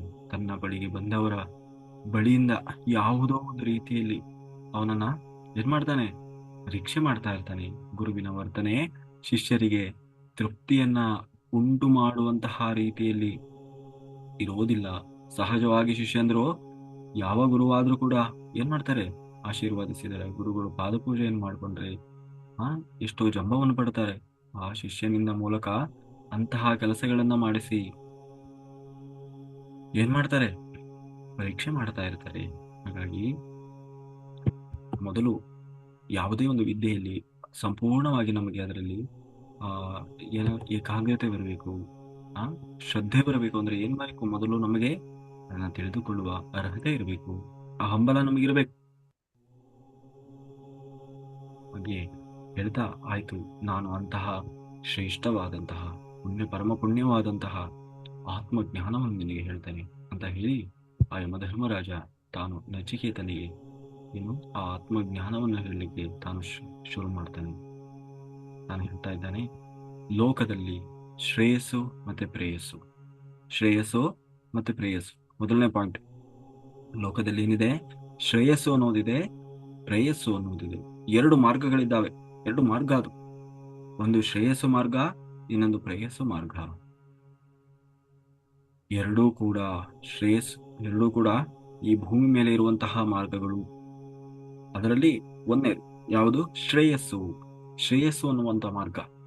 ಈ ಶ್ರೇಯಸ್ಸು ಅನ್ನುವಂಥದ್ದು ಯಾರಿಗೆ ಸಂಬಂಧಪಟ್ಟಿದ್ದೋ? ಸೃಷ್ಟಿಕರ್ತನಾದಂತಹ ಪರಬ್ರಹ್ಮನಿಗೆ ಸಂಬಂಧಿಸಿದ್ದು. ಆದರೆ ಪ್ರೇಯಸ್ಸು ಅಂದ್ರೆ, ಪ್ರೇಯಸ್ಸು ಮಾರ್ಗ ಯಾವುದು? ಆ ಸೃಷ್ಟಿಕರ್ತನಾದಂತಹ ಪರಬ್ರಹ್ಮನಿಂದ ಸೃಷ್ಟಿಸಲ್ಪಟ್ಟಿರುವುದಕ್ಕೆ ಸಂಬಂಧಪಟ್ಟದ್ದು. ಮೊದಲನೇದು ಯಾವುದು? ಪರಬ್ರಹ್ಮನಿಗೆ ಸಂಬಂಧಪಟ್ಟದ್ದು. ಎರಡನೇದು ಪರಬ್ರಹ್ಮನಿಂದ ಸೃಷ್ಟಿಸಲ್ಪಟ್ಟಂತ ಈ ಸೃಷ್ಟಿಗೆ ಸಂಬಂಧಪಟ್ಟದ್ದು. ಯಾವುದು? ಶ್ರೇಯಸ್ಸು ಮತ್ತೆ ಪ್ರೇಯಸ್ಸು. ಹಾಗಾದ್ರೆ ಏನು ವ್ಯತ್ಯಾಸ? ಏನು ವ್ಯತ್ಯಾಸ? ಪ್ರೇಯಸ್ಸು ಅಂತಂದ್ರೆ ಅವಿದ್ಯೆ. ಶ್ರೇಯಸ್ಸು ಅಂದ್ರೆ ವಿದ್ಯೆ. ಪ್ರೇಯಸ್ಸು ಏನನ್ನ ಹೇಳ್ಕೊಡ್ತದೆ? ಪ್ರೇಯಸ್ಸು ವಿದ್ಯೆಯನ್ನು ಹೇಳ್ಕೊಡ್ತದೆ, ಅವಿದ್ಯೆಯನ್ನು ಹೇಳ್ಕೊಡ್ತದೆ ಪ್ರೇಯಸ್ಸು. ಶ್ರೇಯಸ್ಸು ಏನ್ ಹೇಳ್ತದೆ? ವಿದ್ಯೆಯನ್ನ ಹೇಳ್ಕೊಡ್ತದೆ. ಯಾವುದು ಯಾವುದು ವಿದ್ಯೆ, ಯಾವುದು ಅವಿದ್ಯೆ ಅಂತಂದ್ರೆ, ಯಾವುದು ನಮ್ಮ ಜೊತೆಗೆ ನಿಜವಾಗಲೂ ಬರ್ತದೆಯೋ, ಯಾವುದು ನಿಜವಾಗಲೂ ನಮ್ಮ ಉನ್ನತಿಗೆ ಕಾರಣವಾಗ್ತದೋ ಅದನ್ನ ಏನಂತ ಕರಿತೀವಿ? ವಿದ್ಯೆ ಅಂತ ಕರಿತೀವಿ. ಯಾವುದು ಅವಿದ್ಯೆ, ಅದು ವಿದ್ಯೆ ಅಲ್ಲ. ಮತ್ತೆ ಅದು ವಿದ್ಯೆ ಅಲ್ಲ, ಅದು ಮತ್ತೆ ನಶಿಸಿ ಹೋಗುವಂಥದ್ದು. ನಮ್ಮ ಆತ್ಮದ ಉನ್ನತಿಗೆ ಒಂದು ಸ್ವಲ್ಪವೂ ನವಲೇಶವೂ ಕೂಡ ಸಹಾಯ ಮಾಡದೇ ಇರುವಂಥದ್ದು. ಅದನ್ನ ಏನಂತ ಕರಿತೀವಿ? ಅವಿದ್ಯೆ. ಯಾವುದು ಅವಿದ್ಯೆ? ಇವತ್ತು ನಾವೆಲ್ಲ ಕಲಿತಾ ಇದ್ದೀವಲ್ವಾ, ಕ್ಷರವಿದ್ಯೆಗಳು ಅಂದ್ರೆ ನಶಿಸಿ ಹೋಗುವಂತಹ ವಿದ್ಯೆಗಳು.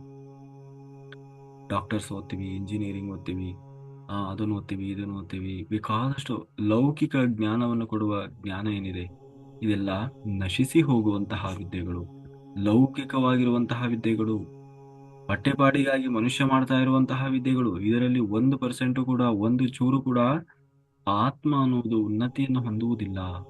ಆತ್ಮ ಯಾವ ಪ್ರಣಾಳಿಕೆಯನ್ನು ಇಟ್ಟುಕೊಂಡು ಭೂಮಿಗೆ ಬಂದಿದೆಯೋ ಅದಕ್ಕೂ ಇದಕ್ಕೂ ಒಂದು ಚೂರು ಸಂಬಂಧ ಇಲ್ಲದ ವಿದ್ಯೆ. ಹಾಗಾಗಿ ಇದನ್ನು ಎಂತ ಕರೆದ ಯಮಧರ್ಮರಾಜ? ಅವಿದ್ಯೆ. ಇದು ಅವಿದ್ಯೆ. ಇದು ಅವನ ಶ್ರೇಯಸ್ಸಿಗೆ ಕಾರಣ ಆಗುವುದಿಲ್ಲ, ಅವನ ಪ್ರೇಯಸ್ಸಿಗೆ ಕಾರಣವಾಗುವಂಥದ್ದು. ಆದರೆ ಯಾವುದು ವಿದ್ಯೆ? ಆತ್ಮ, ಆತ್ಮದ ಉನ್ನತಿಗಾಗಿ ಯಾವುದೋ ಪ್ರಯತ್ನ ಮಾಡ್ತಾ ಇದೆಯೋ ಅದನ್ನ ಏನಂತ ಕರಿತೀವಿ? ಶ್ರೇಯಸ್ಸು ಮಾರ್ಗ. ಅಂದ್ರೆ ಯಾರು ಹುಟ್ಟಿ ಬಂದಂತಹ ಮನುಷ್ಯ, ಹುಟ್ಟಿ ಈ ಭೂಮಿಯ ಮೇಲೆ ಜನ್ಮ ತಗೊಂಡಂತಹ ಮನುಷ್ಯ ತನ್ನ ಆತ್ಮದ ಉನ್ನತಿಗಾಗಿ ಅಂತ ಶ್ರಮಿಸ್ತಾನೋ, ತನ್ನ ಆತ್ಮದ ಉನ್ನತಿಗಾಗಿ ಅಂತ ಶ್ರಮಿಸ್ತಾನೋ, ಆ ಮಾರ್ಗವೇ ಶ್ರೇಯಸ್ಸು ಮಾರ್ಗ. ಅದರಲ್ಲಿ ಅವನಿಗೆ ಶ್ರೇಯಸ್ಸು ಸಿಗ್ತಾ ಹೋಗ್ತದೆ. ಯಾವ ಶ್ರೇಯಸ್ಸು? ಆತ್ಮಕ್ಕೆ ಶ್ರೇಯಸ್ಸು ಸಿಗ್ತಾ ಹೋಗ್ತದೆ. ಆತ್ಮ ಉನ್ನತಿಯನ್ನು ಹೊಂದುತ್ತಾ ಹೋಗ್ತದೆ. ದಿನದಿಂದ ದಿನಕ್ಕೆ ತಾನು ಬೆಳೀತಾ ಹೋಗ್ತಾನೆ. ಯಾವ ಉದ್ದೇಶದಿಂದ ಅವನು ಜನ್ಮ ತಗೊಂಡು ಬಂದೋ ಅದನ್ನು ಅವನು ಮಾಡ್ತಾ ಇದ್ದಾನೆ. ಆದ್ರೆ ಪ್ರೇಯಸ್ಸು ಮಾರ್ಗ ಏನ್ ಮಾಡ್ತದೆ? ತನಗೆ ಹಿತ, ಯಾವುದರೆಲ್ಲ ಮನಸ್ಸಿಗೆ ಹಿತ ಆಗ್ತದೋ ಅದನ್ನೆಲ್ಲ ಮಾಡ್ತಾ ಇದ್ದಾನೆ. ಆತ್ಮಕ್ಕೆ ಹಿತ ಅಲ್ಲ, ಮನಸ್ಸಿಗೆ ಹಿತವಾದದನ್ನ ನಿರಂತರವಾಗಿ ತಾನು ಮಾಡ್ತಾ ಇದ್ದಾನೆ. ಯಾಕೆ? ಜಗತ್ತನ್ನ ನೋಡಿ, ಅಕ್ಕಪಕ್ಕದವರನ್ನ ನೋಡಿ, ಬೇರೆಯವರನ್ನ ನೋಡಿ, ನಾನು ಅವ್ರ ಹಾಗೆ ಇರಬೇಕು, ನಾನು ಅವ್ರ ಹಾಗೆ ಆ ಸಂಪಾದನೆ ಮಾಡ್ಬೇಕು, ಆ ಅಧಿಕಾರ ಪಡಿಬೇಕು, ಈ ಅಧಿಕಾರ ಪಡಿಬೇಕು ಅಂತ ಹೇಳಿ ಏನ್ ಮಾಡ್ತಾ ಇದ್ದಾನೆ? ಅವರಿವರನ್ನ ನೋಡಿ ಅನುಸರಿಸ್ತಾ ಇದ್ದಾನೆ. ಪ್ರೇಯಸ್ಸಿನ ಹಿಂದೆ ಹೋಗ್ತಾ ಇದ್ದಾನೆ, ಯಶಸ್ಸಿನ ಹಿಂದೆ ಹೋಗ್ತಾ ಇಲ್ಲ, ಶ್ರೇಯಸ್ಸಿನ ಹಿಂದೆ ಹೋಗ್ತಾ ಇಲ್ಲ. ಆದರೆ ನೀನು ಯಾರು ಬುದ್ಧಿವಂತ ಇದ್ದಾನೆ, ಜ್ಞಾನಿ ಇದ್ದಾನೆ, ಅವನು ಶ್ರೇಯಸ್ಸಿನ ಹಿಂದೆ ಹೋಗ್ತಾನೆ. ಶ್ರೇಯಸ್ಸು ಮಾರ್ಗ ಅಂತಂದ್ರೆ ಇಡೀ ಬದುಕಿನಲ್ಲಿ ಅವನು ಯಾವುದಕ್ಕೆ ಹೆಚ್ಚು ಪ್ರಾಮುಖ್ಯತೆ ಕೊಡ್ತಾನೆ ಅಂತ? ಲೌಕಿಕವೋ ಆಧ್ಯಾತ್ಮಿಕವೋ? ಲೌಕಿಕವಾಗಿ ಹೋದ್ರೆ ಏನಾಗ್ತದೆ? ಅವನು ವ್ಯರ್ಥವಾಗಿ ಜೀವನವನ್ನು ಕಳೀತಾ ಇದ್ದಾನೆ. ಅವನು ಅನ್ಕೊಂತಾ ಇರ್ಬೋದು, ಬೇರೆಯವ್ರನ್ನ ನೋಡಿ ಇವ್ರಿಗೆ ಏನು ಗುರು ತಲೆ ಸರಿ ಐತೋ ಇಲ್ಲ, ಇವಕ್ಕೆ ಬರೀ ಯಾವಾಗ ನೋಡಿದ್ರು ಧ್ಯಾನ ಅದು ಇದು ಅನ್ಕೊಂಡು ಟೈಮ್ ವೇಸ್ಟ್ ಮಾಡ್ತಿರ್ತವೆ, ಇವಕ್ಕೇನ್ ಮಾಡೋ ಕೆಲಸ ಇಲ್ಲೋ, ನ್ಯಾಷನಲ್ ವೇಸ್ಟ್ ಇವು ಅಂತ ಬೇರೆಯವರು ನೋಡಿ ಓಡಾಡ್ಕೊಂತ ನೋಡಿ ಓಡಾಡ್ತಾ ಇರ್ತಾರೆ ಅವರು. ಇದೆಲ್ಲ ಯಾಕೆ ಬೇಕಿತ್ತು, ಯಾಕೆ ಹಿಂಗಾದವು ಇತ್ತೀಚೆಗೆ, ಮೊದ್ಲಿ ಚೆನ್ನಾಗಿದ್ದು ಇವು ಅಂತ ಹೇಳಿ ಅಲ್ವಾ? ನೀವು ಸುಮ್ಮನೆ ಯಾವಾಗ ನೋಡಿದ್ರು ಸುಮ್ಮನೆ ಸಿಕ್ಕಲ್ಲಿ ಕಣ್ಣು ಮುಚ್ಚಿಕೊಂಡು ಕೂತ್ಕೊಂತವೆ. ಏನಾಗೈತೆ ಇವಕ್ಕೆ? ಮೊದ್ಲಿಗೆಲ್ಲ ಚೆನ್ನಾಗಿದ್ವು, ಟಿವಿ ನೋಡ್ತಿದ್ವು, ಧಾರಾವಾಹಿ ನೋಡ್ತಿದ್ವು, ಅಲ್ಲಿ ಹೋಗ್ತಿದ್ವು, ಇಲ್ಲಿ ಬರ್ತಿದ್ವು. ಈಗ ಏನ್ ಕೇಳಿದ್ರು ನನಗ ಅದು ಬಿಲ್ಲ, ಇದನ್ ತಿನ್ನಲ್ಲ, ಅದನ್ನ ಉಣ್ಣಲ್ಲ, ಅಲ್ಲಿ ಹೋಗಲ್ಲ, ಇಲ್ಲಿ ಬರಲ್ಲ. ಇಟ್ಟಿದ ಬಾಯಿಗೆ ಸಜ್ಜನ ಸಾಂಗತ್ಯ ಅಂತಾರೆ, ಸಜ್ಜನರು ಅಂತಾರೆ, ಆತ್ಮಜ್ಞಾನ ಅಂತಾರೆ, ಬ್ರಹ್ಮಜ್ಞಾನ ಅಂತಾರೆ. ಏನಾಗೈತಿ ಇವಕ್ಕೆ ಬರ್ತಾ ಬರ್ತಾ ಬರ್ತಾ?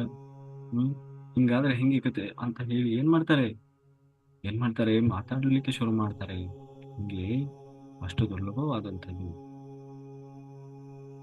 ಆದ್ರೆ ಅದನ್ನೇ ಯಾಕೆ ಮಾಡಬೇಕು? ಶ್ರೇಯಸ್ಸು ಮಾರ್ಗ ಅದಕ್ಕೆ ಯಾಕೆ ಅಂತಂದ್ರೆ, ಧರ್ಮರಾಜ ಹೇಳ್ತಾ ಇದ್ದಾನೆ, ಸಮಸ್ತ ವೇದವು ಕೂಡ ಏನನ್ನ ಹೇಳಲಿಕ್ಕೆ ಹೊರಟಿದೆ ಅಂತಂದ್ರೆ ಪ್ರಣವನ್ನ ಹೇಳ್ತಾ ಇದೆ. ಓಂಕಾರ ಶಬ್ದದ ಮಹತ್ವವನ್ನು ತಿಳಿಸಿ ಹೇಳ್ತಾ ಇದೆ. ಅದು ಋಗ್ವೇದದಿಂದ ಹಿಡಿದು ಎಲ್ಲಾ ವೇದಗಳು ಯಾವುದನ್ನ ಪರಮ ಪದವನ್ನ ಹೊಂದಬೇಕಾದದ್ದು ಬೋಧಿಸುತ್ತಿದೆಯೋ, ಯಾವುದನ್ನ ಹೊಂದುವುದಕ್ಕೆ ತಪಸ್ಸು ಮಾಡಬೇಕು ಅಂತ ಹೇಳ್ತಾ ಇದೆಯೋ ಆ ಪರಮಪದವಾದಂತಹ ಓಂಕಾರ ಪ್ರಣವವನ್ನ ಹೇಳ್ತಾ ಇದೆ. ಯಾವುದು? ಸಮಸ್ತ ವೇದಗಳು. ಏನದು ಓಂಕಾರ? ಆ ಓಂಕಾರ ಬೇರೆ ಯಾರು ಅಲ್ಲ, ಅವನೇ ಪರಬ್ರಹ್ಮ. ಆ ಪರಬ್ರಹ್ಮ ಅಂದರೂ ಒಂದೇ, ಓಂಕಾರ ಅಂದ್ರೂ ಒಂದೇ, ಓಂ ಅಂದ್ರೂ ಒಂದೇ. ಆ ನಾಶರಹಿತವಾದಂತಹ ಪ್ರಣವ, ಆ ಪ್ರಣವನ್ನ ತಿಳಿದುಕೊಂಡು ಯಾರು ಉಪಾಸನೆಯನ್ನು ಮಾಡ್ತಾರೋ, ಯಾರು ಉಪಾಸನೆಯನ್ನು ಮಾಡ್ತಾರೋ ಅವನು ಶ್ರೇಯಸ್ಸು ಮಾರ್ಗವನ್ನ ತಿಳಿತಾ ಇದ್ದಾನೆ, ಅವನು ಆತ್ಮ ಉನ್ನತಿಯನ್ನು ಹೊಂದುತ್ತಾ ಇದ್ದಾನೆ. ಹಾಗಾಗಿ ಎಲ್ಲರೂ ಯಾವುದನ್ನ ಅರ್ಥ ಮಾಡಿಕೊಳ್ಬೇಕು? ಆ ಓಂಕಾರ ಸ್ವರೂಪಿಯಾದಂತಹ ಪರಬ್ರಹ್ಮನನ್ನ ಪರಬ್ರಹ್ಮನನ್ನ ಆಶ್ರಯಿಸಬೇಕು. ಇಲ್ಲದೆ ಹೋದ್ರೆ ಏನಾಗ್ತದೆ? ಸಂಸಾರದಲ್ಲಿ ಸಂಸಾರದಲ್ಲಿ ಮತ್ತೆ ಮತ್ತೆ ಮತ್ತೆ ಮತ್ತೆ ಹೀಗೆ ಹಾವಿನಿಂದ ಕಚ್ಚಿಸಲ್ಪಟ್ಟು ಕೆಳಗೆ ಬೀಳ್ತಾ ಇರ್ತಾನಲ್ವಾ, ಹಾಗೆ ಆಗ್ತಾ ಇರ್ತಾನೆ. ಹಾವು ಏಣಿ ಆಟ ಗೊತ್ತಿದೆಯಾ ನಿಮಗೆ? ಹಾವು ಏಣಿ ಆಟ. ಹಾ, ಅದರಲ್ಲಿ ಹಾವು ಏಣಿ ಒಂದರಿಂದ ಒಂದು, ಎರಡು, ಮೂರು, ನಾಲ್ಕು ಹೀಗೆ 100ವರೆಗೂ ಇರ್ತದೆ. ಅದರಲ್ಲಿ ಎಷ್ಟೋ ಏಣಿಗಳಿರ್ತದೆ, ಎಷ್ಟೋ ಹಾವುಗಳಿರ್ತದೆ. 99 ಇರ್ತದಲ್ವಾ, ಆ 99ರಲ್ಲಿ ಒಂದು ದೊಡ್ಡ ಹಾವಿರ್ತದೆ, ಅದು ಸೀದಾ ಎರಡಕ್ಕೆ ಬಂದಿರ್ತದೆ. ಇದು ಸುಮ್ಮನೆ ಹಾವು ಏಣಿ ಆಟ ಅಲ್ಲ, ಇದು ಇಡೀ ನಮ್ಮ ಜೀವನದ ಸಾರವನ್ನು ಹೇಳ್ತಾ ಇದೆ ಅದು. ಅದನ್ನೇ ಹೇಳ್ತಾ ಇದ್ದಾರೆ ಇಲ್ಲಿ. ನಮ್ಮ ಇಡೀ ಜೀವನದ ಸಾರವನ್ನು ಹೇಳ್ತಾ ಇದೆ.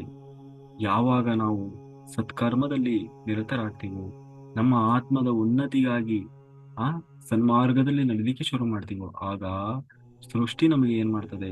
ಸಣ್ಣ ಸಣ್ಣ ಮೆಟ್ಟಿಲುಗಳನ್ನು ಕೊಡ್ತಾ ಹೋಗ್ತದೆ, ಏಣಿಗಳನ್ನು ಕೊಡ್ತಾ ಹೋಗ್ತದೆ. ಏಣಿಗಳು ಸಿಗ್ತದೆ ನಮಗೆ, ಯಾವಾಗ ಏನ್ ಮಾಡ್ತೀವಿ? ಮೇಲೆ ಹತ್ತುತ್ತಾ ಹತ್ತುತ್ತಾ ಹತ್ತುತ್ತಾ ಹೋಗ್ತೀವಿ. ಯಾವಾಗ ದುರ್ಮಾರ್ಗದಲ್ಲಿ ನಡೆದಿಕ್ಕೆ ಶುರು ಮಾಡ್ತೇವೆ, ಯಾವಾಗ ಸತ್ಕರ್ಮಗಳನ್ನ ಬಿಟ್ಟು ಸೃಷ್ಟಿಗೆ ವಿರುದ್ಧವಾದ ಕಾರ್ಯಗಳಲ್ಲಿ ನಮ್ಮನ್ನು ನಾವು ತೊಡಗಿಸಿಕೊಳ್ಳಿಕ್ಕೆ, ನಮ್ಮ ಆತ್ಮಕ್ಕೆ ವಿರುದ್ಧವಾದ ಕರ್ಮಗಳಲ್ಲಿ ನಮ್ಮನ್ನು ನಾವು ತೊಡಗಿಸಿಕೊಳ್ಳಿಕ್ಕೆ, ಲೌಕಿಕತೆಗೆ, ಅಶಾಶ್ವತವಾದದ ಕಡೆಗೆ, ದೇಹಕ್ಕೆ, ಮನಸ್ಸಿನ ಕಡೆಗೆ ಯಾವಾಗ ನಾವು ಹೆಚ್ಚು ವಾಲತಾ ಬರ್ತೇವೆ, ಅವಾಗ ಏನಾಗ್ತವೆ? ಒಂದೊಂದೇ ಹಾವುಗಳು ಕಚ್ಚಲಿಕ್ಕೆ ಶುರು ಮಾಡ್ತವೆ. ಮದ, ಮತ್ಸರ, ಕಾಮ, ಕ್ರೋಧ, ಲೋಭ ಅನ್ನುವ ಹಾವುಗಳು ಅಲ್ಲೆಲ್ಲಿ ನಿಂತಿರ್ತವೆ. ಅವು ಏನ್ ಮಾಡ್ತಾವು? ಕಚ್ಚುತ್ತವೆ. ಕಚ್ಚಿದ ಕೂಡ್ಲೆ ಸೀದಾ ಬಾಲಕ ಬರ್ತಾನೆ. ಕಚ್ಚಿದ ಕೂಡ್ಲೆ ಸೀದಾ ಬಾಲಕ ಬರ್ತಾನೆ. ಏನೋ ಅಲ್ಪ ಸ್ವಲ್ಪ ಧ್ಯಾನ ಮಾಡ್ತಾನೆ, ಸ್ವಲ್ಪ ಏರ್ತಾನೆ, ಅಷ್ಟೊಳಗನೆ ಮತ್ತೆ ಏನೋ ಮಾಡಬಾರ್ದು ಮಾಡ್ತಾನೆ, ಮತ್ತೆ ಕೆಳಗೆ ಇಳಿತಾನೆ, ಮತ್ತೆ ಹೀಗೆ ಹೀಗೆ ಏನಾಗ್ತದೆ? ಹಾವು ಏಣಿ ಆಟ ನಿರಂತರವಾಗಿ ನಡೀತಾ ಇರ್ತದೆ. ಇಷ್ಟಾಗಿಯೂ ಕೂಡ ಕೊನೆಗೆ ಹೋಗ್ಲಿ, ತುಂಬಾ ತೀವ್ರವಾಗಿ ಯಾರೋ ಒಬ್ಬ ಸಾಧನೆ ಮಾಡಿದ, ಯಾವುದು ಬೇಡ ನನಗೆ, ಯಾವುದು ನಾನು ಅಂಟಿಸಿಕೊಳ್ಳೋದಿಲ್ಲ ಅಂತ ಹೇಳಿ ಯಾರೋ ಒಬ್ಬ ತುಂಬಾ ಜಾಗರೂಕತೆಯಿಂದ ಏನ್ ಮಾಡಿದ? ಸಾಧನೆ ಮಾಡಿದ ಮಾಡಿದ ಮಾಡಿದ ಮಾಡಿದ. ಆದರೆ ಸಾಧನೆ ಮಾಡಿ ಮಾಡಿ ಮಾಡಿ ಲಾಸ್ಟಿಗೆ ಸ್ವಲ್ಪ ಎಡವಿದ್ರು ಕೂಡ ಅತ್ಯುನ್ನತ ಸ್ಥಿತಿಗೆ ಹೋದ. ಆ ಸ್ಥಿತಿಗೆ ಹೋಗಿಯೂ ಕೂಡ ಸ್ವಲ್ಪ ಜಾಗರೂಕತೆ ತಪ್ಪಿದ್ರೆ ಏನಾಗ್ತದೆ? 99ರಲ್ಲಿ ಒಂದು ದೊಡ್ಡ ಹಾವು ನಿಂತಿರ್ತದೆ. ಅದು ಕಚ್ಚಿದ್ರೆ ಸೀದಾ ಎರಡಕ್ಕೆ ಬಂದ್ಬಿಡ್ತಾನ ಅವನು. ಅಂದ್ರೆ ನಾವು ಎಷ್ಟು ಮೇಲೆ ಮೇಲೆ ಮೇಲೆ ಮೇಲೆ ಬೆಳೀತಾ ಹೋಗ್ತೀವೋ ಅಷ್ಟು ಜಾಗರೂಕರಾಗ್ತಾ ಆಗ್ತಾ ಆಗ್ತಾ ಹೋಗ್ಬೇಕು, ಅಷ್ಟು ಅಲರ್ಟ್ ಆಗ್ತಾ ಹೋಗ್ಬೇಕು. ಯಾಕೆ? ಬೆಳೆದ ಹಾಗೆ ಬೆಳೆದ ಹಾಗೆ ಬೆಳೆದ ಹಾಗೆ ಪರೀಕ್ಷೆಗಳು ಕೂಡ ಅಷ್ಟೇ ಗಟ್ಟಿಯಾಗಿರ್ತವೆ, ಅಷ್ಟೇ ಸ್ಟ್ರಾಂಗ್ ಆಗಿರ್ತವೆ, ಅದನ್ನು ಭೇದಿಸಲಾಗದಷ್ಟು ಗಟ್ಟಿಯಾಗಿರ್ತವೆ. ಅದಕ್ಕೆ ಏನ್ ಮಾಡ್ಬೇಕು? ಅದಕ್ಕಿಂತಲೂ ಸ್ಟ್ರಾಂಗ್ ಇರ್ಬೇಕು. ಅಪ್ಪಿ ತಪ್ಪಿ ಏನಾದ್ರೂ ಬಿದ್ರೆ ಸೀದಾ ಎರಡಕ್ಕೆ ಬರೋದು. ಅಲ್ವಾ? 99ರಿಂದ ಎರಡಕ್ಕೆ ಒಂದು ನಿಲ್ತಾನೆ. ಹಾಗಾಗಿ ಮತ್ತೆ ಇರ್ಲಿಕ್ಕೆ ಮತ್ತೆ ಹರಸಾಹಸ ಪಡಬೇಕಾಗ್ತದೆ. ಹಾಗಾಗಿ ಏನ್ ಮಾಡ್ಬೇಕು? ಜೀವನವನ್ನ ವ್ಯರ್ಥ ಕಾರ್ಯಗಳಲ್ಲಿ, ವ್ಯರ್ಥ ಕರ್ಮಗಳಲ್ಲಿ ನಮ್ಮನ್ನು ನಾವು ತೊಡಗಿಸಿಕೊಳ್ಳಬಾರದು. ಹಾಗೆ ಆ ಆತ್ಮತತ್ವದ ಕಡೆಗೆ ಎಷ್ಟು ನಮಗೆ ಇವತ್ತು ಗೊತ್ತಾಯ್ತಲ್ವಾ? ಗೊತ್ತಾದ ಕೂಡ್ಲೇನೆ ಸಮಯವನ್ನು ವ್ಯರ್ಥ ಮಾಡದೆ ಸಮಯವನ್ನು ವ್ಯರ್ಥ ಮಾಡದೆ ಸಂಪೂರ್ಣವಾಗಿ ಆ ಆತ್ಮತತ್ವವನ್ನ ತಿಳ್ಕೊಂಡು ಆ ಪರಬ್ರಹ್ಮವನ್ನ ಪಡೀಲಿಕ್ಕೆ ನಿರಂತರ ಪ್ರಯತ್ನ ಮಾಡಬೇಕು. ಯಾಕೆ? ಯಾಕೆ ಅಂತಂದ್ರೆ ಆ ಬ್ರಹ್ಮ ಭುವನನ್ ಲೋಕ ಪುನರಾವರ್ತಿ ಅರ್ಜುನ ಮಾಮು ಪೇ ಮಾಮುಪೇತ್ಯಂತು ಕೌಂತೆಯ ಪುನರ್ಜನ್ಮನ ವಿದ್ಯತೆ. ನೋಡು ಅರ್ಜುನ, ಬ್ರಹ್ಮನ ಲೋಕವಾದಂತಹ ಬ್ರಹ್ಮ ಲೋಕವನ್ನ ಪಡೆದರೂ ಕೂಡ, ಯಾವುದು ತಪೋಲೋಕ, ತಪೋಲೋಕದವರೆಗೂ ಸಾಧನೆ ಮಾಡಿ ಹೋದರೂ ಕೂಡ ಮತ್ತೆ ಭೂಮಿಯ ಮೇಲೆ ಪುನರ್ಜನ್ಮನ ವಿದ್ಯತೆ ನ ವಿದ್ಯತೆ, ಪುನರ್ಜನ್ಮನ ವಿದ್ಯತೆ, ಮತ್ತೆ ಮತ್ತೆ ಜನ್ಮ ತಗೊಳ್ತಾನೆ ಇರಬೇಕು. ಪುನರ್ಜನ್ಮ ಅನ್ನೋದು ತಪ್ಪಿದ್ದಲ್ಲ. ಆದರೆ ಮಾಮು ಅಂದ್ರೆ ಯಾರು ನನ್ನ ಲೋಕವನ್ನ ಪಡೆದರೆ, ಸತ್ಯ ಲೋಕವನ್ನ ಸೇರಿಕೊಂಡ್ವಿ ಅಂತಾದ್ರೆ ಈ ಭೂಮಿಯ ಮೇಲೆ ಮತ್ತೆ ತಿರುಗಿ ಬರುವ ಅವಶ್ಯಕತೆ ಇರುವುದಿಲ್ಲ. ಹಾಗಾಗಿ ಪ್ರತಿಯೊಬ್ಬ ಮನುಷ್ಯನ ಮೂಲ ಶ್ರೇಯಸ್ಸು ಯಾವುದಾಗಿರ್ಬೇಕು? ನಾನು ಸತ್ಯಲೋಕವನ್ನ ಹೋಗಿ ಸೇರಿಕೊಳ್ಳಬೇಕು. ಎಲ್ಲರೂ ಯಾವುದಕ್ಕಾಗಿ ಪ್ರಯತ್ನ ಮಾಡಬೇಕು? ಸತ್ಯಲೋಕವನ್ನ ಹೋಗಿ ಸೇರಿಕೊಳ್ಬೇಕು ಅಂತ ಪ್ರಯತ್ನ ಮಾಡಬೇಕು. ಅದನ್ನೇ ಹೇಳ್ತಾ ಇದ್ದಾನೆ ಯಮಧರ್ಮರಾಜ ನಚಿಕೇತನಿಗೆ. ನೀನು ಕೋರಿಕೊಂಡೆ ಅಲ್ವಾ ಆತ್ಮಜ್ಞಾನ? ಆ ಆತ್ಮಜ್ಞಾನವನ್ನ ಪಡೆಯುವ ಮುಖ್ಯ ಉದ್ದೇಶ ಏನು ಗೊತ್ತು? ಸತ್ಯಲೋಕವನ್ನ ಹೋಗಿ ಸೇರಬೇಕು. ಇಲ್ಲಾಂದ್ರೆ ಏನಾಗ್ತದೆ?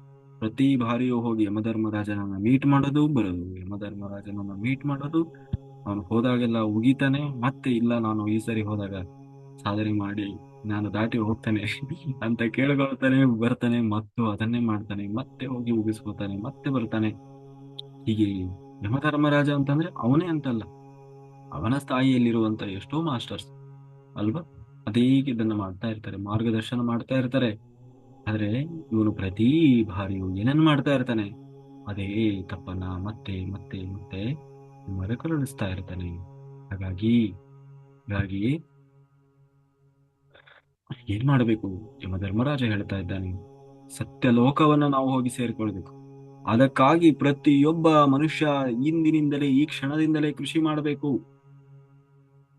ಈ ಅಂತಹ ಮಾರ್ಗವನ್ನು ನಾನು ನಿನಗೆ ಹೇಳ್ತಾ ಇದ್ದೇನೆ, ಆ ವಿದ್ಯೆಯನ್ನ ನಿನಗೆ ಹೇಳ್ತಾ ಇದ್ದೇನೆ. ಎಲ್ಲವನ್ನ ನಾನೇನು ಮತ್ತೆ ನಾವು ಕೂಡ ಆ ವಿದ್ಯೆಯನ್ನೇ ಅಭ್ಯಸಿಸಬೇಕು. ಆ ಕಡೆಗೆ ನಾವು ಲಕ್ಷ್ಯವನ್ನು ಕೊಡಬೇಕು. ಹಾಗೆ ಯಮಧರ್ಮರಾಜ ನೀಡಿದಂತಹ ವಿದ್ಯೆಯನ್ನೇ ನಾವು ಪ್ರತಿನಿತ್ಯವೂ ಕೂಡ ಇವತ್ತು ಬೋಧನೆ ಮಾಡ್ತಾ ಇರುವುದು. ಪ್ರತಿನಿತ್ಯ ಹೇಳ್ತಾ ಇರುವ ಆ ಆತ್ಮಜ್ಞಾನ ಇದು ಸುಮ್ಮನೆ ಅಲ್ಲ. ಇದನ್ನ ಹೋಗಿಕ್ಕಿ ಇವತ್ತು ಇದು ಜೂಮ್ ಅಲ್ಲಿ, ಯೂಟ್ಯೂಬ್ ಅಲ್ಲಿ, ಆನ್ಲೈನ್ ನಲ್ಲಿ ಇವತ್ತು ಸುಲಭವಾಗಿ ಸಿಗ್ತಾ ಇದೆ. ಆದ್ರೆ ಹಿಂದೆ ಅಷ್ಟು ಸುಲಭವಾಗಿ ಸಿಗ್ತಾ ಇರ್ಲಿಲ್ಲ. ಹೇಳ್ರಿ ಅಂದ್ರೂ ಹೇಳ್ತಾ ಇರ್ಲಿಲ್ಲ. ಯಾಕೆಂದ್ರೆ ಗೀತೆಯಲ್ಲಿ ಬರ್ತದೆ, ಏನೋ ನೋಡು, ಮೊದಲು ಏನ್ ಮಾಡ್ಬೇಕು ಅಂತಂದ್ರೆ, ಯಾರು ಆ ಜ್ಞಾನವನ್ನು ತಿಳ್ಕೊಂಡಿದ್ದಾರೆ, ಯಾರು ಆ ಜ್ಞಾನದ ಅನುಭೂತಿಯನ್ನು ಪಡ್ಕೊಂಡಿದ್ದಾರೆ, ಅಂತಹ ಗುರುಗಳನ್ನ ಹೋಗಿ ಆಶ್ರಯಿಸಬೇಕು. ನೀನು ಹೋಗಿ ಆಶ್ರಯಿಸಿದ ತಕ್ಷಣ ಅವ್ರಿಗೆ ಹೇಳ್ಕೊಡಲ್ಲ. ನೀನು ಅವ್ರನ್ನ ಬಿಡಬಾರ್ದು. ಅಪ್ಪಿ ಅಂತವ್ರು ಸಿಕ್ಕರೆ ಬಿಡ್ಲೇಬಾರ್ದು ಅವ್ರನ್ನ. ಅವರಿಗೆ ಸಾಕಾಗಿ ಹೋಗ್ಬೇಕು, ಇವ್ರ ಕಾಟ ತಡೆಯಕ್ಕಾಗದೆ ಅವ್ರು ಹೇಳ್ಬಿಡ್ಬೇಕು. ಅಷ್ಟು ಅವನು ಪರಿಪರಿಯಾಗಿ ಅವ್ರನ್ನ ಪ್ರಶ್ನೆ ಮಾಡ್ಬೇಕು. ಅವ್ರು ಒಂದು ಪ್ರಶ್ನೆಗೆ ಒಂದೇ ಉತ್ತರ ಹೇಳ್ತಾರ, ಅವರು ಮತ್ತೆ ಮತ್ತೆ ಅದನ್ನು ಉದ್ದಕ್ಕೆ ಎಳ್ಕೊಂಡು ಹೋಗಲ್ಲ. ಅದಕ್ಕೆ ನೀನೇನ್ ಮಾಡು? ನೀನು ಜಿಜ್ಞಾಸೆಯಿಂದ ಮತ್ತೆ ಮತ್ತೆ ಮತ್ತೆ ಅವ್ರ ಒಳಗೆ ಇರುವ ಆ ಜ್ಞಾನವನ್ನ ಇಕ್ಕಿ ಹೊರಗೆ ತೆಗಿಬೇಕು ನೀನು. ಇಲ್ಲಾಂದ್ರೆ ಅವ್ರು ನಿನಗ ಎಷ್ಟೇ ಆಸಕ್ತಿ ಇದೆ, ನೀನ್ ಏನ್ ಕೇಳಿದ ಅಷ್ಟೇ ಹೇಳಿ ಸುಮ್ಮನಾಗಿ ಬಿಡ್ತಾರೆ ಅವರು. ಅಂತವ್ರು ಸಿಗುವುದೇ ಕಷ್ಟ. ಸಿಕ್ಕಾಗ ದುರ್ಲಭ. ಸಿಕ್ಕಾಗ ಅವ್ರನ್ನ ಬಿಡಬೇಡ. ಎಷ್ಟು ಸಾಧ್ಯ ಆಗ್ತದೋ ಅವರಲ್ಲಿರೋ ಜ್ಞಾನ ಎಲ್ಲ ತಗೊಂಡು ಏನ್ ಮಾಡು? ಅದನ್ನ ನೀನು ಅನುಸರಿಸು. ಹಾಗಾಗಿ ಅದೇ ಅಂತಹ ಅವಕಾಶ ಸಿಕ್ಕಾಗ ಏನ್ ಮಾಡ್ಬೇಕು? ಅದನ್ನ ವ್ಯರ್ಥ ಮಾಡಿಕೊಳ್ಳಬಾರದು. ಹಾಗೆ ಇವತ್ತು ನಾವು ಸುಲಭವಾಗಿ ಸಿಗ್ತಾ ಇದೆ ಅಲ್ವಾ ಈ ಜ್ಞಾನ. ಇದು ಜ್ಞಾನ ಬೇರೆ ಅಲ್ಲ, ಅದೇ ಯಮಧರ್ಮರಾಜ ಹೇಳಿದಂತಹ ಬ್ರಹ್ಮಜ್ಞಾನ. ಅದನ್ನೇ ಹೇಳಿದ್ರು ಯಾರು? ಶಿರ್ಡಿ ಸಾಯಿಬಾಬಾ. ಪ್ರಿಯೋ ಮಾರ್ಗ ಅಲ್ಲ ಮಾಡಬೇಕಾದದ್ದು, ಶ್ರೇಯೋ ಮಾರ್ಗ. ಪ್ರಿಯವಾದವುಗಳು ಅಂದ್ರೆ ಯಾವುದು? ಸುಖ ಭೋಗಗಳಿಗೆ ಸಂಬಂಧಪಟ್ಟದ್ದು. ಕಣ್ಣಿಗೆ ಸುಖ ಸಿಗ್ತದೆ, ದೇಹಕ್ಕೆ ಸುಖ ಸಿಗ್ತದೆ, ಮನಸ್ಸಿಗೆ ಸುಖ ಸಿಗ್ತದೆ. ಆ ಎಲ್ಲದು ನ- ಅದಕ್ಕೆ ಬೇಕಾದಂತಹ ಸುಖ ಎಲ್ಲೆಲ್ಲಿ ಸಿಗ್ತದೆ, ಅದರ ಕಡೆಗೆ ನಾವು ಗಮನ ಕೊಡ್ತಾ ಹೋದಾಗ ಅದೇ ಪ್ರೇಯಸ್. ಆದರೆ ಶ್ರೇಯೋ ಮಾರ್ಗ ದೇಹಕ್ಕೆ ಬೇಕಾಗಿಲ್ಲ. ದೇಹ, ಮನಸ್ಸು, ಬುದ್ಧಿ ಯಾವುದರ ಚಿಂತೆ ಇಲ್ಲದೆ ಆತ್ಮಕ್ಕೆ ಯಾವುದು ಖುಷಿ ಕೊಡ್ತಾ ಇದೆಯೋ ಆತ್ಮಕ್ಕೆ ಖುಷಿ ಕೊಡುವಂತಹ ಕೆಲಸ ಮಾಡೋದು. ಅದು ದುಡ್ಡಿನಿಂದ ಆಗುವಂಥದ್ದಲ್ಲ, ಹಣದಿಂದ ಅಲ್ಲ, ಅಧಿಕಾರದಿಂದ, ಆಸ್ತಿ, ಅಂತಸ್ತು, ಹಣ್ಣು, ಹೊನ್ನು, ಮಣ್ಣು ಯಾವುದರಿಂದಲೂ ಆಗುವಂಥದ್ದಲ್ಲ. ಕೇವಲ ಯಾವುದರಿಂದ ಆಗುವಂಥದ್ದು? ಯಾವುದರಿಂದ? ಧ್ಯಾನದಿಂದ, ಜ್ಞಾನದಿಂದ, ಸೇವೆಯಿಂದ. ಅಷ್ಟೇ ಅಲ್ಲ, ಯಾವುದನ್ನ ಹೊಂದುವುದಕ್ಕೆ ತಪಸ್ಸು ಮಾಡಲ್ಪಡ್ತಾ ಇದ್ದೇವೆ. ಎಷ್ಟೋ ಮಂದಿ ಋಷಿಗಳು, ಮಹರ್ಷಿಗಳು, ಯೋಗಿಗಳು, ಸಿದ್ಧರು, ಬಹಳ ಯೋಗಿಗಳು ಅಂತವರೆಲ್ಲರೂ ತಪಸ್ಸು ಮಾಡ್ತಾ ಇದ್ದಾರೋ ಅದನ್ನೇ ಮಾಡಬೇಕು.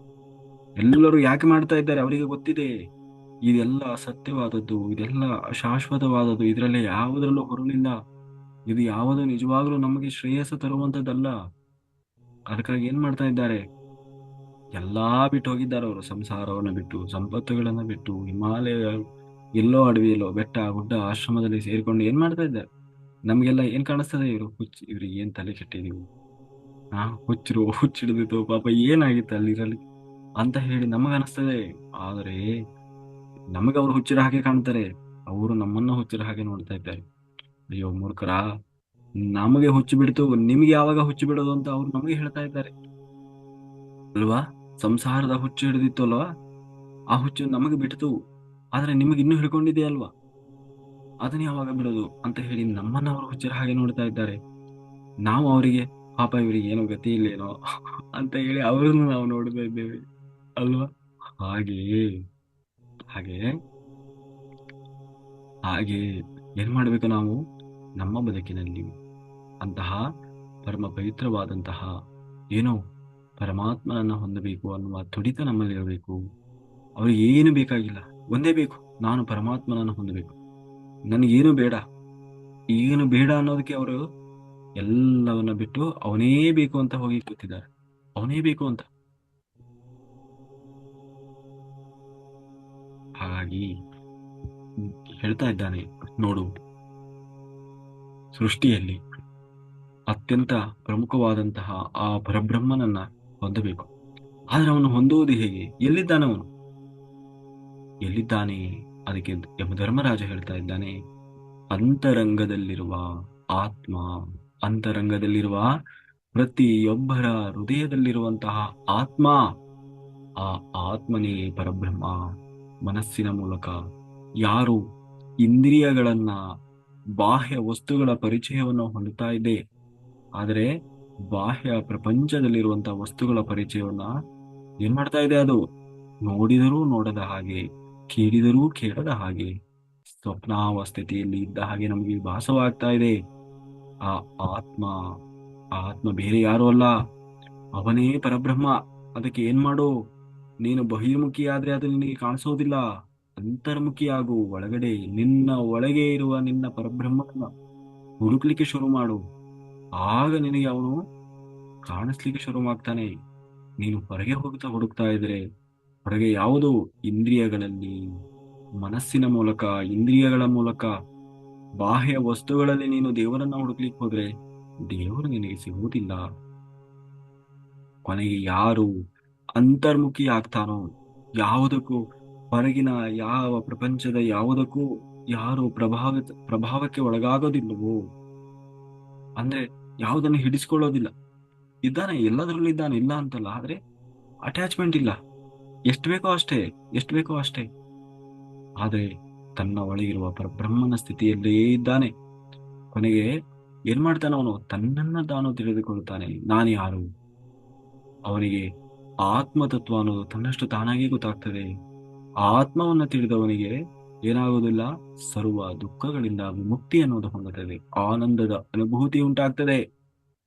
ಅಂದ್ರೆ ಅಂತರ್ಮುಖಿಯಾದವನು ಮಾನವನ ಜಾಗೃತಾವಸ್ಥೆಯಲ್ಲಿ ಇರ್ತಾನೆ, ಸ್ವಪ್ನಾವಸ್ಥೆಯಲ್ಲಿ ಇರುವುದಿಲ್ಲ. ಸಾಕ್ಷಿಯಾಗಿ ಎಲ್ಲವನ್ನ ನೋಡ್ತಾ ಇರ್ತಾನೆ. ಅಂದ್ರೆ ಆತ್ಮವು ಸಾಕ್ಷಿಯಾಗಿ ಎಲ್ಲವನ್ನ ಗಮನಿಸ್ತಾ ಇದೆ. ಎಲ್ಲಿ ಎಚ್ಚರದಿಂದ ಇರಬೇಕು, ಯಾವುದಕ್ಕೆ ಪ್ರಭಾವಕ್ಕೆ ಒಳಗಾಗಬಾರದು, ಎಲ್ಲಿ ಏನು ನಡೀತಾ ಇದೆ, ಏನು ಹಿಡಿಸಿಕೊಳ್ಳಬಾರದು, ಎಲ್ಲವೂ ಆತ್ಮಕ್ಕೆ ಗೊತ್ತಾಗ್ತಾ ಇದೆ. ಹಾಗೆ ಯಮಧರ್ಮರಾಜ ಹೇಳ್ತಾ ಇದ್ದಾನೆ, ನೋಡು, ಪರಬ್ರಹ್ಮ ಪ್ರತಿಯೊಬ್ಬರಲ್ಲಿಯೂ ಎಲ್ಲಿದ್ದಾನೆ? ಅಂತರಂಗದಲ್ಲೇ ಇದ್ದಾನೆ. ಅವನೇ ಆತ್ಮ. ಹೇಗಿದ್ದಾನೆ? ಸಾಕ್ಷೀಭೂತವಾಗಿದ್ದಾನೆ. ಸಾಕ್ಷೀಭೂತವಾಗಿ ಕೂತಿದ್ದಾನಂತೆ. ಸಾಕ್ಷೀಭೂತವಾಗಿ ಇರೋದು ಅಂತಂದ್ರೆ ಏನು? ಅಂದ್ರೆ ಸಾಕ್ಷೀಭೂತವಾಗಿ ಅಂದ್ರೆ ಎಲ್ಲಾ ತಿಳಿತಾ ಇದೆ ಅವನಿಗೆ, ಆದ್ರೆ ಏನೂ ತಿಳಿಯದ ಹಾಗಿದ್ದಾನೆ. ಎಲ್ಲ ನೋಡ್ತಾ ಇದ್ದಾನೆ, ಏನೂ ನೋಡದ ಹಾಗಿದ್ದಾನೆ. ಎಲ್ಲ ಕೇಳಿಸ್ಕೊಳ್ತಾ ಇದ್ದಾನೆ, ಏನೂ ಕೇಳಿಸದ ಹಾಗಿದ್ದಾನೆ. ಎಲ್ಲ ಮಾಡ್ತಾ ಇದ್ದಾನೆ, ಏನೂ ಮಾಡದವನ ಹಾಗಿದ್ದಾನೆ. ಎಲ್ಲ ಮಾಡಿಸ್ತಾ ಇದ್ದಾನೆ, ಏನೂ ಮಾಡಿಸಿದವನ ಹಾಗಿದ್ದಾನೆ. ಎಷ್ಟು ಅಂತಂದ್ರೆ ಒಳಗೆ ಅವನಿದ್ದಾನೆ ಅನ್ನುವ ಪ್ರಜ್ಞೆಯನ್ನು ಕೂಡ ನಮಗೆ ಅರಿವು ಮೂಡಿಸಿದ ಹಾಗೆ ಅವನು ಒಳಗೆ ಕೆಲಸ ಮಾಡ್ತಾ ಇದ್ದಾನೆ, ಒಳಗೆ ಇದ್ದಾನೆ. ಯಾವಾಗ ಗೊತ್ತಾಗ್ತದೆ? ಲಾಸ್ಟಿಗೆ ಒಂದು ದಿನ ಖಾಲಿ ಮಾಡ್ತಾನಲ್ವಾ ಅವನು, ಅವತ್ತು ಗೊತ್ತಾಗ್ತದೆ, ಓಹೋ, ಇಷ್ಟು ದಿವಸ ಇಷ್ಟೆಲ್ಲ ಮಾಡಿದ್ದು ಅವನೇ ಅಲ್ವಾ. ನಾವ ನಾವ ಇಷ್ಟೆಲ್ಲ ಮಾಡ್ತಾ ಇದೀವಿ, ಕೈಯಿಂದ ಮಾಡ್ತಾ ಇದೀವಿ, ಕಾಲಿಂದ ಮಾಡ್ತಾ ಇದೀವಿ, ಮೂಗು. ಅವನು ದೇಹದಿಂದ ಹೊರಗೆ ಹೋದಾಗಲೂ ಎಲ್ಲವೂ ಇದೆ, ಕೈ ಇದೆ, ಕಾಲಿದೆ, ಮೂಗಿದೆ, ಬಾಯಿದೆ, ಕಣ್ಣಿದೆ, ಒಳಗೆ ಹೊಟ್ಟೆ ಒಳಗೆ ಬೋಟಿ ಖನಿಜ ಎಲ್ಲ ಇದೆ. ಆದ್ರೆ ಯಾವುದೇ ಕೆಲಸ ಮಾಡ್ತಾ ಇಲ್ಲ. ಯಾಕೆ ಮಾಡ್ತಾ ಇಲ್ಲ? ಮತ್ತೆ ಇದೇ ಮಾಡೋದಾಗಿದ್ರೆ, ನನ್ನ ದೇಹವೇ ಮಾಡಿದ್ರೆ, ನನ್ನ ಮನಸ್ಸೇ ಮಾಡಿದ್ರೆ ಮತ್ತೆ ಅವಾಗ್ಲೂ ಮಾಡ್ಬೇಕಿತ್ತಲ್ಲ, ಯಾಕೆ ಮಾಡ್ತಾ ಇಲ್ಲ? ಯಾವುದು ಅದು ಮಾಡಿದ್ದಲ್ಲ, ಮತ್ತೆ ಮಾಡಿದ ಹಾಗೆ ಭಾಸ ಆಯ್ತು, ಆದ್ರೆ ಯಾರು ಮಾಡ್ತಾ ಇದ್ದಾರೆ? ಒಳಗೆ ಕೂತು, ಒಳಗೆ ಕೂತು ಆ ಪರಬ್ರಹ್ಮ ಪರಬ್ರಹ್ಮ ಮಾಡಿಸ್ತಾ ಇದ್ದಾನೆ. ಯಾವಾಗ ಅರ್ಥ ಆಗ್ತದೋ ಕೊನೆಗೆ ಅರ್ಥ ಆಗ್ತದೆ. ಹಾಗಾಗಿ ಅವನು ಹೇಗೆ ಕೂತಿದ್ದಾನೆ? ಸಾಕ್ಷೀಭೂತವಾಗಿ ಕೂತಿದ್ದಾನೆ. ಹಾಗಾಗಿ ನೀನು ಏನಾಗು, ಅಂತರ್ಮುಖಿಯಾಗು. ಅದಕ್ಕೆ ನಾವು ದೈವೀ ಸ್ಥಿತಿಯನ್ನು ಹೊಂದಬೇಕು, ಅಂದ್ರೆ ಆತ್ಮ ಸಾಕ್ಷಾತ್ಕಾರವನ್ನು ಹೊಂದಿಕೊಳ್ಳಬೇಕು. ಆತ್ಮ ಸಾಕ್ಷಾತ್ಕಾರ ಹೊಂದೋದು ಅಂದ್ರೆ ಏನು? ಒಳಗೆ ಇರುವ ನಮ್ಮ ಆತ್ಮದ ದರ್ಶನ ಮಾಡಬೇಕು. ಅದೇ ಆತ್ಮದ ಸಾಕ್ಷಾತ್ಕಾರ. ಆತ್ಮ ದರ್ಶನವಾದ್ರೆ ಭಗವಂತನ ಸಾಕ್ಷಾತ್ಕಾರ ಆದ ಹಾಗೆ. ಹಾಗಾಗಿ ಯಾವುದನ್ನೇ ಆಗಲಿ ಸಾಕ್ಷಿ ತತ್ವದಲ್ಲಿ ಜೀವಿಸಬಲ್ಲರಾದರೆ ನಾವು ಎಷ್ಟೋ ದೊಡ್ಡದಾಗಿ ಜೀವಿಸಿದಂತೆ. ಕುಟುಂಬದಲ್ಲಿ ಏನು ನಡೀತಾ ಇದ್ರೋ ಸರಿ, ನಡೆಯಲು ಬಿಟ್ಟು ಬಿಡಬೇಕು. ಅದಕ್ಕೆ ಏನು ಮಾಡಬೇಕು ಅದನ್ನು ಮಾಡಿ ಅಷ್ಟೇ ಹೊರತು ಅದರ ಕುರಿತು ವಿಪರೀತವಾಗಿ ಆಲೋಚಿಸ್ತಾ ಕೆಲಸ ಇಲ್ಲದೆ, ಅಥವಾ ಹೊರಗೆ ಎಷ್ಟೋ ಬದಲಾವಣೆಗಳು ನಡೀತಾ ಇರ್ತದೆ, ಅದ್ರ ಬಗ್ಗೆ ಯೋಚನೆ ಮಾಡ್ತಾ ನಮ್ಮ ಸಮಯವನ್ನ ಪ್ರಾಪಂಚಿಕತೆಯಲ್ಲಿ ಪ್ರಾಪಂಚಿಕತೆಯಲ್ಲಿ ಏನು ಮಾಡಬಾರ್ದು, ತೊಡಗಿಸಿಕೊಳ್ಳಬಾರ್ದು. ಭಗವಂತ ಒಳಗೆ ಕೂತು ಏನ್ ಮಾಡ್ತಾ ಇದ್ದಾನೆ? ಸಾಕ್ಷೀಭೂತವಾಗಿ ಕೂತಿದ್ದಾನಲ್ವಾ? ನೋಡ್ತಾ ಇದ್ದಾನೆ, ಆದರೆ ನೋಡದ ಹಾಗೆ. ಕೇಳ್ತಾ ಇದ್ದಾನೆ, ಕೇಳದ ಹಾಗೆ. ಮಾಡ್ತಾ ಇದ್ದಾನೆ, ಮಾಡದ ಹಾಗೆ. ಅಂದ್ರೆ ಎಲ್ಲದರಲ್ಲೂ ಇದ್ದಾನೆ, ಯಾವುದರಲ್ಲೂ ಇಲ್ಲದ ಹಾಗೆ. ಹಾಗೆ ಏನ್ ಮಾಡಬೇಕು? ಮೊದಲು ಲೌಕಿಕ ಪ್ರಪಂಚದಲ್ಲಿ ಭಗವಂತ ಹೇಗೆ ಒಳಗೆ ಕೂತಿದ್ದಾನಲ್ಲೋ ಸಾಕ್ಷೀಭೂತವಾಗಿ, ಹಾಗೆ ಜೀವಿಸುವುದನ್ನು ಅಭ್ಯಾಸ ಮಾಡಬೇಕು. ದುಃಖ ಆಗ್ತಾ ಇದೆ, ದುಃಖ ಅಂಟಿಸಿಕೊಳ್ಳುವುದಿಲ್ಲ. ಸಂತೋಷ ಆಗ್ತಾ ಇದೆ, ಸಂತೋಷವನ್ನು ಅಂಟಿಸಿಕೊಳ್ಳುವುದಿಲ್ಲ. ಯಾರೋ ಬೈದ್ರು, ಬೈಸ್ಕೊಂಡ, ಆದ್ರೆ ಅದಕ್ಕೆ ರಿಯಾಕ್ಷನ್ ಇಲ್ಲ. ಯಾರೋ ಹೊಗಳಿದ್ರು, ಅದಕ್ಕೂ ರಿಯಾಕ್ಷನ್ ಇಲ್ಲ. ಯಾರೋ ತೆಗಳಿದ್ರು, ಅದಕ್ಕೂ ರಿಯಾಕ್ಷನ್ ಇಲ್ಲ. ಯಾರೋ ಏನೋ ಊಟ, ಯಾವುದಕ್ಕೂ ಇಲ್ಲ. ಹೇಗೆ ಬರ್ತದೋ ಹಾಗೆ. ಅದೇ ಸಾಕ್ಷೀಭೂತವಾಗಿ ನೋಡೋದು ಅಂದ್ರೆ ಅದೇ. ಹಾಗೆಯೇ ಮೊದಲು ಏನ್ ಮಾಡ್ಬೇಕು? ನನ್ನ ಒಳಗೆ ಇರುವ ಆ ಬ್ರಹ್ಮನನ್ನ ಕಾಣುವ ಪ್ರಯತ್ನದಲ್ಲಿ ಮಾಡಬೇಕು. ಸಾಕ್ಷಿಭೂತ. ನಾವಿವಾಗ ಉದಾಹರಣೆಗೆ ಆ ಎಲ್ಲಿ ಮೈಸೂರಿಂದ ಬೆಂಗಳೂರಿಗೆ ಅಥವಾ ಎಲ್ಲಿಗೋ ಹೊರಟಿದೀವಿ ಅಂತ ತಿಳ್ಕೊಳ್ಳೋಣ. ಹೋಗುವಾಗ ಬಸ್ಸಲ್ಲಿ ಕುತ್ಕೊಂಡಿರ್ತೀವಿ, ಕಿಟಕಿಯಲ್ಲಿ ಕುತ್ಕೊಂಡು ನೋಡ್ತಾ ಇರ್ತೀವಿ. ಏನ್ ನೋಡ್ತಾ ಇರ್ತೀವಿ? ಹೊರಗಡೆ ಏನೇನು ಕಾಣ್ತಾ ಇರ್ತದೆ. ಒಂದು ಮರ ಕಾಣ್ತದೆ, ಗಿಡ ಕಾಣ್ತದೆ, ಮನುಷ್ಯರು ಕಾಣಿಸ್ತಾರೆ, ಬೈಕ್ ಏನೇನೋ ಕಾಣಿಸ್ತಾ ಇರ್ತದೆ. ಏನ್ ಮಾಡ್ತೀವಿ ನಾವು? ಕಾಣಿಸಿದ ತಕ್ಷಣ ಇಳಿದು ಹೋಗ್ತೀವ? ಇಲ್ಲ. ಮತ್ತೆ ಸುಮ್ನೆ ನೋಡ್ತಾ ಇರ್ತೀವಿ, ನೋಡ್ತಾ ಇರ್ತೀವಿ. ನೋಡಿದರೂ ನೋಡದ ಹಾಗೆ ಮನ್ಸಿ ತಗೊಂತೀವ. ಅದನ್ನ ಯಾವ್ದನ್ನಾದ್ರೂ ಮನ್ಸಿ ತಗೊಂಡು ಅಯ್ಯೋ ಚಿಂತೆ ಮಾಡ್ತಾ ಕೂತ್ಕೊಳ್ತೀವ? ಇಲ್ಲ, ಯಾವುದನ್ನು ಚಿಂತೆ ಮಾಡ್ತಾ ಕೂರೋದಿಲ್ಲ. ಸುಮ್ನೆ ಕಣ್ಣು ನೋಡ್ತಾ ಇರ್ತದೆ, ಬಸ್ ಹೋಗ್ತಾ ಇರ್ತದೆ, ಆದ್ರೆ ಕಣ್ಣಿನ ಮುಂದೆ ಚಿತ್ರಗಳು ಬರ್ತಾ ಇರ್ತದೆ. ಬಂದ ಹಾಗೆ ಅದು ಚಿತ್ರ ಹಿಂದಕ್ಕೆ ಹೋಗ್ತಾ ಇರ್ತದೆ. ಅದೇ ಸಾಕ್ಷೀಕೃತವಾಗಿರುವುದು ಅಂದ್ರೆ ಅದೇ. ಯಾವುದನ್ನು ಅಂಟಿಸ್ಕೊಳ್ತಾ ಇಲ್ಲ. ಹಾಗಂತ ನೋಡದೆ ಕಣ್ಣು ಮುಚ್ಚಿಕೊಂಡು ಕೂತಿಲ್ಲ, ಸುಮ್ಮನೆ ನೋಡ್ತಾ ಇದ್ದಾನೆ. ಆದ್ರೆ ಅದು ಯಾವುದಕ್ಕೋ ಸ್ಪಂದಿಸ್ತಾ ಇಲ್ಲ. ಯಾಕೆ? ಅಸತ್ಯವಾದದ್ದು. ಬ್ರಹ್ಮ ಸತ್ಯಂ ಜಗನ್ಮಿತ್ಯಂ. ಇದು ಒಬ್ಬ ಜ್ಞಾನಿ, ಭಗವಂತನನ್ನ ಪಡೆಯುವವನು ಹೀಗಿರ್ತಾನೆ. ನೀನ್ ಹಾಗಾಗು ನಚಿಕೇತ, ನೀನ್ ಹಾಗಾಗು. ನೀನ್ ಹಾಗೆ ಆದೆ ಅಂತ ಆದ್ರೆ ಆ ಬ್ರಹ್ಮ ನಿನಗೆ ದರ್ಶನ ಆಗ್ತದೆ. ಇಲ್ಲದೆ ಹೋದ್ರೆ ನೀನು ಈ ಮಾಯೆಯಲ್ಲಿದ್ರೆ ಮಾಯೆ ಸರಿಯದ ಹೊರತು ಅವನು ಬರೋದಿಲ್ಲ, ಅವನು ಕಾಣಿಸೋಲ್ಲ. ಮಾಯೆ ಅಂದ್ರೆ ಯಾವುದು? ನಮ್ಮ ಮನಸ್ಸೇ ದೊಡ್ಡ ಮಾಯೆ. ಆ ಮನಸ್ಸನ್ನ ಶೂನ್ಯ ಮಾಡಬೇಕು. ಮನಸ್ಸೇ ದೊಡ್ಡ ಮಾಯೆ. ಮನಸ್ಸಿಗಿಂತ ದೊಡ್ಡ ಮಾಯೆ ಇದೆಯಾ? ಏನು ಬಯಸಲ್ಲ ಮನಸ್ಸು. ಏನು ಬಯಸಲ್ಲ, ಏನು ಬೇಡ ಅದಕ್ಕೆ, ಎಲ್ಲವೂ ಬೇಕು. ಮಾಯೆಯನ್ನು ಸೃಷ್ಟಿ ಮಾಡೋದೇ ಮನಸ್ಸು. ದೇಹ, ದೇಹವನ್ನು ಮನಸ್ಸು ಆವರಿಸಿಕೊಂಡಿದೆ. ಮನಸ್ಸು ಆತ್ಮವನ್ನು ಆವರಿಸಿಕೊಂಡಿದೆ ಅಲ್ವಾ? ಹಾಗಾಗಿ ಆತ್ಮಕ್ಕೆ ಏನು ಮಾಡಕ್ ಆಗ್ತಾ ಇಲ್ಲ. ಯಾರು ಮನಸ್ಸೇ ಸಂಪೂರ್ಣ ದೇಹವನ್ನು ನಿಯಂತ್ರಣ ಮಾಡ್ತಾ ಇದೆ. ಆ ಮನಸ್ಸನ್ನ ನಾವು ಶೂನ್ಯ ಮಾಡಿದೀವಿ ಅಂತ ಆದ್ರೆ ಧ್ಯಾನದಲ್ಲಿ ಶ್ವಾಸದ ಮೇಲೆ ಗಮನ ಇಟ್ಟು ಮನಸ್ಸು ಶೂನ್ಯವಾದಾಗ ದೇಹ ಆತ್ಮ ಎರಡೇ ಉಳಿತದೆ. ಆತ್ಮ ಸಂಪೂರ್ಣವಾಗಿ ದೇಹವನ್ನ ನಿಯಂತ್ರಣಕ್ಕೆ ತಗೊಳ್ತದೆ. ದೇಹವನ್ನ ನಿಯಂತ್ರಣಕ್ಕೆ ತಗೊಂಡ ಮೇಲೆ ಏನ್ ಮಾಡ್ತದೆ? ಆತ್ಮ ತನಗೆ ಏನು ಬೇಕೋ ಅದನ್ನೇ ಮಾಡಿಸ್ತಾ ಹೋಗ್ತದೆ. ಅನವಶ್ಯಕವಾದದ್ದು, ಅಶಾಶ್ವತವಾದದ್ರ ಕಡೆಗೆ ಗಮನ ಹರಿಸೋದಿಲ್ಲ. ಬೇಕು ಬೇಡಗಳು ಅನ್ನುವ ಆಸೆ ದುರಾಸೆಗಳು, ಅದಕ್ಕಿಲ್ಲ.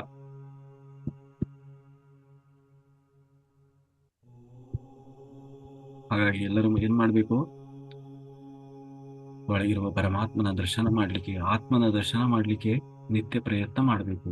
ಹೇಗೆ ಪ್ರಯತ್ನ ಮಾಡೋದು? ಶ್ವಾಸದ ಮೇಲೆ ಗಮನ, ಉಸಿರಾಟದ ಮೇಲೆ ಗಮನ ಇಟ್ಟು ಪ್ರತಿನಿತ್ಯ ತೀವ್ರವಾದ ಸಾಧನೆಯನ್ನು ಮಾಡ್ತಾ ಹೋದ್ರೆ ಚಿತ್ತವೃತ್ತಿ ನಿರೋಧ ಉಂಟಾಗ್ತದೆ, ಮನಸ್ಸು ಶೂನ್ಯವಾಗ್ತದೆ. ಮನಸ್ಸು ಶೂನ್ಯ ಆದ್ಮೇಲೆ ಉಳಿದಿದ್ದೇ ಆತ್ಮದ ದರ್ಶನ ಆಗ್ತದೆ. ಬೆಳಕು ಕಾಣಿಸ್ತದೆ, ಅದೇ ಆತ್ಮದ ದರ್ಶನ. ಗೊತ್ತಾಗ್ತದೆ ನಮಗೆ, ಪ್ರತಿಯೊಂದು ಗೊತ್ತಾಗ್ತದೆ. ಮುಂದೆ ಏನಾಗ್ತದೆ ಅನ್ನೋದು ಸಹಜವಾಗಿ ಗೊತ್ತಾಗ್ತಾ ಇರ್ತದೆ. ಆತ್ಮ ನಮಗೆ ಡೈರೆಕ್ಷನ್ ಕೊಡ್ಲಿಕ್ಕೆ ಶುರು ಮಾಡ್ತದೆ.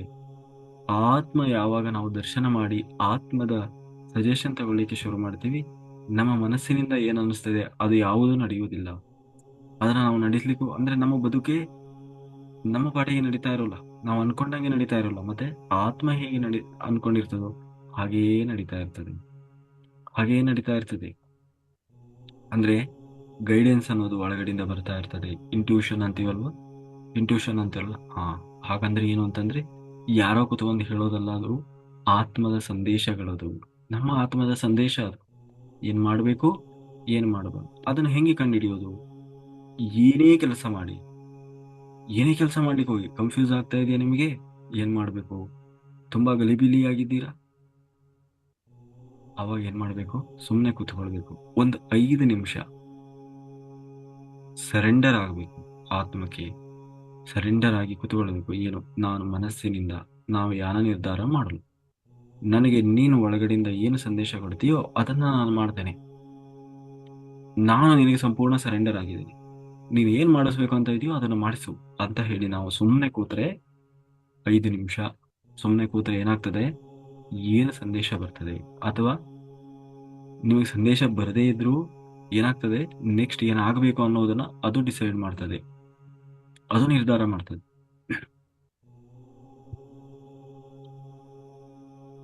ಹಾಗೆ ಇವತ್ತು ನೋಡಿ, ಇವತ್ತೊಂದು ದೊಡ್ಡ ಎಡವಟ್ಟಿಗೆ ಸಿಕ್ಕಾಕೊಂತಿದ್ದೆ ನಾನು.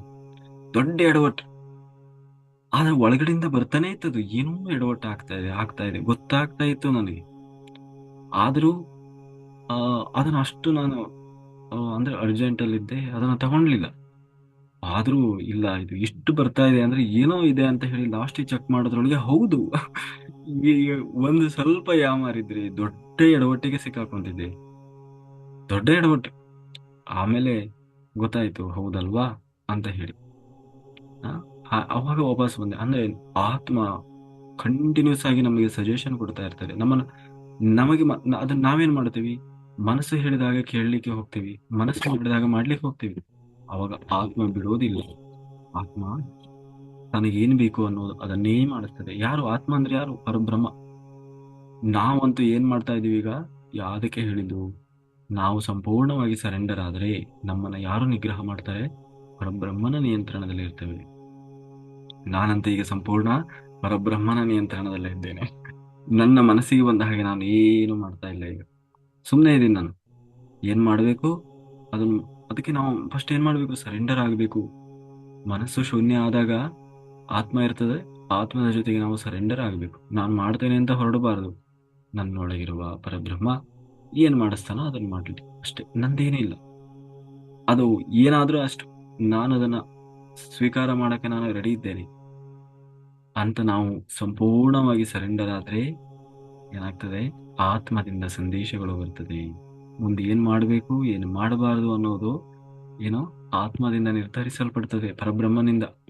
ಆವಾಗ ನಮ್ಮ ಬದುಕಿನಲ್ಲಿ ನಡೆಯುವ ಪ್ರತಿಯೊಂದು ಘಟನೆಯೂ ಕೂಡ ಏನಾಗಿರ್ತದೆ, ನಮ್ಮ ಆತ್ಮದ ಉದ್ಧಾರಕ್ಕಾಗಿ ಇರ್ತದೆ. ಪ್ರತಿಯೊಂದರಲ್ಲೂ ನಮಗೆ ಸಂತೋಷ ಸಿಗ್ತಾ ಇರ್ತದೆ. ಅದೇ ನಿಜವಾದ ಎಕ್ಸ್ಪೀರಿಯನ್ಸು, ಧ್ಯಾನದ ಅನುಭವ ಅಂದ್ರೆ ಅದೇ, ಬೇರೆ ಇನ್ನೇನೂ ಅಲ್ಲ. ನಮ್ಮ ಆತ್ಮದ ಮಾರ್ಗದರ್ಶನದಂತೆ ನಾವು ಪ್ರತಿನಿತ್ಯ ಜೀವನ ಮಾಡಬೇಕು. ಅದೇ ನಿಜವಾದ ಧ್ಯಾನದ ಅನುಭವಗಳು. ಅದನ್ನ ಸಾಧಿಸಬೇಕು ನಾವು. ಅದು ಅಷ್ಟು ಸುಲಭ ಇಲ್ಲ. ಅದಕ್ಕೆ ನಿರಂತರ ತೀವ್ರವಾದ ಧ್ಯಾನ ಸಾಧನೆ ಮಾಡಬೇಕು. ಗಟ್ಟಿ ಇರಬೇಕು, ಮನಸ್ಸು ಗಟ್ಟಿ ಇರಬೇಕು. ಅಷ್ಟು ವಿಷಯ ಸುಖಗಳಲ್ಲಿ ಅಷ್ಟು ಆಸಕ್ತಿ ಇರಬಾರದು. ಎಷ್ಟು ಬೇಕೋ ಅಷ್ಟೇ, ನೋಡಿದ್ರು ನೋಡದ ಹಾಗೆ, ಇದ್ರೂ ಇಲ್ಲದ ಹಾಗೆ, ಮಾಡಿದ್ರು ಮಾಡದ ಹಾಗೆ, ಕಂಡ್ರೂ ಕಾಣದ ಹಾಗೆ, ತಿಂದ್ರೂ ತಿನ್ನದ ಹಾಗೆ, ತಿಂದ್ರು ತಿಂದೇ ಇಲ್ಲದ್ರಿಲ್ಲ ಅನ್ನುವಷ್ಟು ಅಲ್ವಾ? ಹೌದು, ನಾಲಿಗೆ ಬಯಸ್ತದೆ ಇವತ್ತು. ಏನಾದ್ರೂ ಮಾಡಿ ಇವತ್ತು ಗೋಬಿ ಮಂಚೂರಿ ಸಗಣಿ ತಿನ್ಲೇಬೇಕು ಅಂತ ಹೇಳಿ ಅವಾಗ ಹೇಳ್ಬೇಕು ನಾವು. ಮನಸ್ಸದು, ಮನಸ್ಸು ಬಯಸ್ತಾ ಇದೆ, ಆತ್ಮ ಹೇಳ್ತದೆ ಬೇಡ, ಆ ಸಗಣಿ ಬೇಡ ನನಗೆ ಅಂತ ಆತ್ಮ ಹೇಳ್ತದೆ. ಅವಾಗ ಏನ್ ಮಾಡ್ಬೇಕು? ಆ ಆತ್ಮದ ಮಾರ್ಗದರ್ಶನ ತಗೊಳ್ಬೇಕು, ಸುಮ್ಮನೆ ಇರ್ಬೇಕು, ಗಟ್ಟಿ ಮಾಡ್ಬೇಕು, ಮನಸ್ಸು ಗಟ್ಟಿ ಮಾಡ್ಬೇಕು. ಆಗ ಮನಸ್ಸು ನಿಗ್ರಹಕ್ಕೆ ಬರ್ಲಿಕ್ಕೆ ಶುರು ಮಾಡ್ತದೆ. ಇಲ್ಲ ಅಂದ್ರೆ ನಾಲಿಗೆ ಬಯಸ್ತು ಅಂತ ಹಿಂದೆ ಹೋದ್ರೆ ಏನಾಗ್ತೀವಿ? ನಾಲಿಗೆ ಚಪಲಕ್ಕೆ ಬೀಳ್ತೀವಿ. ಮೀನಾಯ್ತಲ್ವಾ? ಹಾಗಾಗ್ತದೆ. ನಾಲಿಗೆ ಚಪಲಕ್ಕೆ ಬೀಳುವ ಅಂದ್ರೆ ಇಂದ್ರಿಯಗಳು ಬಯಸ್ತಾ ಇರ್ತದೆ. ಬಯಸಿದ ತಕ್ಷಣ ನಾವು ಕೊಟ್ವಿ ಏನಂತಂದ್ರೆ ಬೆಂಕಿಗೆ ತುಪ್ಪ ಸುರಿದ ಹಾಗೆ. ಬೆಂಕಿಗೆ ತುಪ್ಪ ಸುರಿದ್ರೆ ಏನಾಗ್ತದೆ? ತಗ ತಗ ತಗ ಹತ್ತುತ್ತದೆ. ತುಪ್ಪ ಸುರಿಬಾರ್ದು, ನೀರ್ ಹಾಕ್ಬೇಕು. ತುಪ್ಪಕ್ಕೂ ನೀರಿಗೂ ವ್ಯತ್ಯಾಸ ಗೊತ್ತಿರಬೇಕು ನಮಗೆ, ಅಲ್ವಾ? ಹಾ, ಹಾಗಾಗಿ ನಾವು ವಿಷಯ ಸುಖಗಳನ್ನ ನಿಯಂತ್ರಣ ಮಾಡಿದ್ರೆ ಸಹಜವಾಗಿ ಆತ್ಮ ನಮಗೆ ಸ್ಪಂದಿಸ್ಲಿಕ್ಕೆ ಶುರುವಾಗ್ತದೆ. ವಿಷಯ ಸುಖಗಳ ಮೇಲೆ ನಿಯಂತ್ರಣ ಬಂದರೆ ಸಹಜವಾಗಿ ನಮಗೆ ಆತ್ಮ ಸ್ಪಂದಿಸ್ಲಿಕ್ಕೆ ಶುರು ಮಾಡ್ತದೆ. ಆತ್ಮದಿಂದ ಮಾರ್ಗದರ್ಶನಗಳು ಬರ್ತದೆ. ಕಾಯೇನ ವಾಚಾ ಮನಸೇಂದ್ರಿಯ ಇರುವ ಬುದ್ಧಿ ಆತ್ಮನಾದ ಪ್ರಕೃತಿ ಸ್ವಭಾವತ್ ಕರೋಮಿ ಎಂದು ಸಕಲಂ ಪರಸ್ಮೈ ನಾರಾಯಣಾಯತಿ ಸಮರ್ಪಯಾಮಿ ಸರ್ವಂ ಶ್ರೀಕೃಷ್ಣ ಅರ್ಪಣಮಸ್ತು. Thank you, thank you, thank you. Very good master.